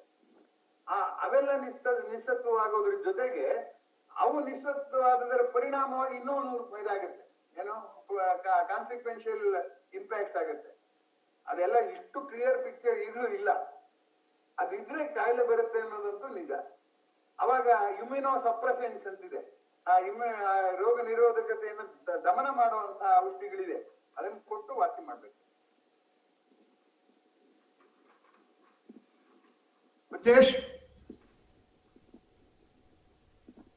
ಸರಿ, ಇಮ್ಯುನೋ ಸಪ್ರೆಸೆಂಟ್ ಸ್ಪೆಸಿಫಿಕ್ ಆಗಿರುತ್ತಾ ಅಥವಾ ಜನರಲ್ ಆಗಿರುತ್ತಾ ಸರ್? ವೈಡ್ ಸ್ಪೆಕ್ಟ್ರಮ್ ಆಗಿರುತ್ತಾ? ವೈಡ್ ಸ್ಪೆಕ್ಟ್ರಮ್ ಆಗಿರುತ್ತೆ ಅಂತ ನಾನು ಅನ್ಕೊಂಡಿದ್ದೀನಿ. ಅದಕ್ಕೇನೆ ನೋಡಿ, ಕೋವಿಡ್ಗೆ ಕೆಲವೆಲ್ಲ ಬೇರೆ ಬೇರೆ ಇಮ್ಯುನೋ ಡಿಸೀಸಸ್ನ ಇದನ್ನ ಇಲ್ಲಿ ಬಳಕೆ ಮಾಡಿದ್ರು. ಹಾಗಾಗಿ ವೈಡ್ ಸ್ಪೆಕ್ಟ್ರಮ್ ಇರುತ್ತೆ. ಅದು it is not universal answer. It depends upon immunosuppressant. ಎಲ್ಲ ಥರದ್ದು ಇರುತ್ತೆ. ಆಂಟಿಬಯೋಟಿಕ್ ಅಲ್ಲಿ ಇರಲ್ವೇ wide spectrum antibiotic, narrow range antibiotic ಅಂತ, ಹಾಗೆ ಅಲ್ಲೂ ಇರುತ್ತೆ. ಹಲೋ ಹಲೋ, ಹೇಳಿ ಸರ್. ಹಲೋ, ಹೇಳಿ ನಾರಾಯಣ ಹೇಳಿ ಸರ್. ತುಮಕೂರು. ಗೊತ್ತು ಗೊತ್ತು. ನೀವು PCM ಅಲ್ವಾ? ನೀವು PCM ಅಲ್ವಾ? ಹೌದೌದು, PCM. ಸರಿ, ಹೌದೌದು, ನನ್ನ ನೆನಪನ್ನು ಚೆಕ್ ಮಾಡ್ಕೊಂಡು. ನನ್ನ ಪ್ರಶ್ನೆ ಏನು ಅಂದ್ರೆ, ಕರೆಕ್ಟ್ ನನ್ನ ಪ್ರಶ್ನೆ ಹೇಳಿ. ಅದೇ ರೀತಿ ಈ ಪ್ರತಿಕಾಯಗಳನ್ನ ಲೆಕ್ಕಾಚಾರ ಮೊದಲೇ ಊಹಿಸಿದ್ರೆ ಕಾಯಿಲೆ ಬರ್ದೇ ರೀತಿ ತಡೆಬಹುದಾ ಅಂತ. ಪ್ರತಿ ಕಾಯ ಅಲ್ಲ, ಪ್ರತಿ ಜನಕಗಳನ್ನ ಲೆಕ್ಕ ಹಾಕಿದ್ರೆ ಪ್ರತಿ ಜನಕ ನೋಡಿ. ಅದು ಎರಡು ಯಾವ್ದು ಕಣ್ಣಿಗೆ ಕಾಣಲ್ಲ. ಇವತ್ತು ಕೂಡ ಸೋಜಿಗವೇ. ಪ್ರತಿ ಟಿ ಸೆಲ್ಸ್ ಇದೆಯಲ್ಲ, ಟಿ ಸೆಲ್ಸ್ ಒಂದ್ ಸ್ವಲ್ಪ ಕೇಳಿಸ್ಕೊಳ್ಳಿ. ಟಿ ಸೆಲ್ಸ್ ಇದೆಯಲ್ಲ, ಅದು ಹೇಗೆ ಅಂದಾಜು ಮಾಡುತ್ತೆ ಎಷ್ಟು ಪ್ರತಿಕಾಯಗಳಿದೆ ಅನ್ನೋದು ಇವತ್ತಿಗೂ ಆಶ್ಚರ್ಯವೇ. ಮಾಡುತ್ತೆ ಅನ್ನೋದು ಗೊತ್ತು, ಅದಕ್ಕೆ ನಾವು ಬೆಂಬಲ ಕೊಡ್ತಿದೀವಿ ಹೊರತು ಅದು ಹೇಗೆ ಮಾಡಿ mechanism even today it is not non. ಅದಕ್ಕೆ ಹೇಳಿದ್ನಲ್ಲ, ನ್ಯೂಕ್ಲಿಯರ್ ಕೆಮಿಸ್ಟ್ರಿ ತಮಾಷೆಯಾಗಿ ಹೇಳೋದುಂಟು, ಅನ್ಕ್ಲಿಯರ್ ಕೆಮಿಸ್ಟ್ರಿ ಅಂತ. ಹಾಗೆ ಈ ಜೀವಕೋಶದ ಮಟ್ಟದಲ್ಲಿ ಏನೇನ್ ನಡೆಯುತ್ತೆ ಅನ್ನುವಂಥದ್ದು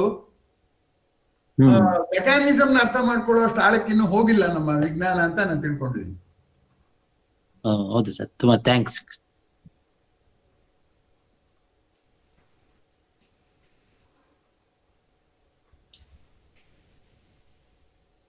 ಪತ್ರಿಕೆಯಲ್ಲಿ ಓದಿದ್ದಕ್ಕಿಂತ ಇನ್ನೊಂದ್ ಸ್ವಲ್ಪ ಸೋಜಿಗ ಕಣ್ಣಿಗೆ ಬಿತ್ತು ಅಂದ್ರೂ ಕೂಡ ನನ್ನ ಸಾರ್ಥಕ ಅಂತ ಅನ್ಕೋತೀನಿ.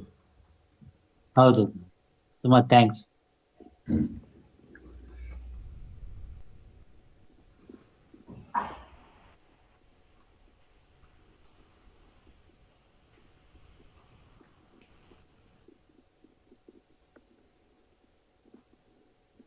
ನಾಳೆ ಭೌತಶಾಸ್ತ್ರ ಮಾಡೋಣ, ರಸಾಯನಶಾಸ್ತ್ರ ಮಾಡೋಣ?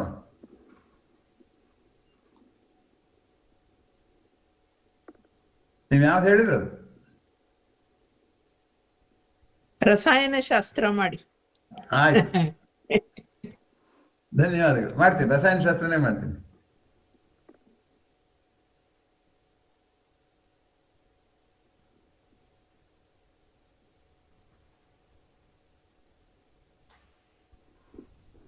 ಯಾವ್ದು ಪ್ರಶ್ನೆಗಳಿಲ್ವಾ?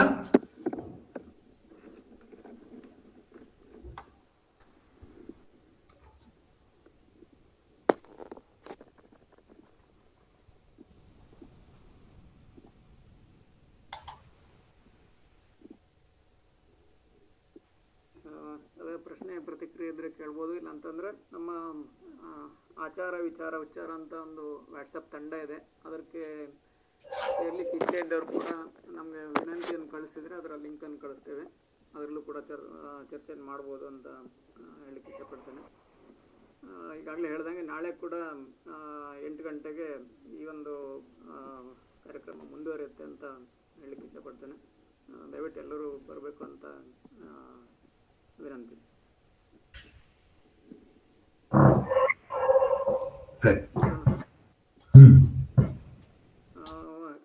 ಈ ಕಾರ್ಯಕ್ರಮ ಬಂದಂತ ಎಲ್ಲರೂ ಕೂಡ ಧನ್ಯವಾದಗಳು. ಹಾಗೆ ಸರ್ ಅವರು ಕೂಡ ಧನ್ಯವಾದಗಳನ್ನ ಹೇಳ್ತಾ ಕಾರ್ಯಕ್ರಮನ ಮುಗಿಸ್ತಾ ಇದ್ದೇವೆ. ಎಲ್ಲರಿಗೂ ನಮಸ್ಕಾರ.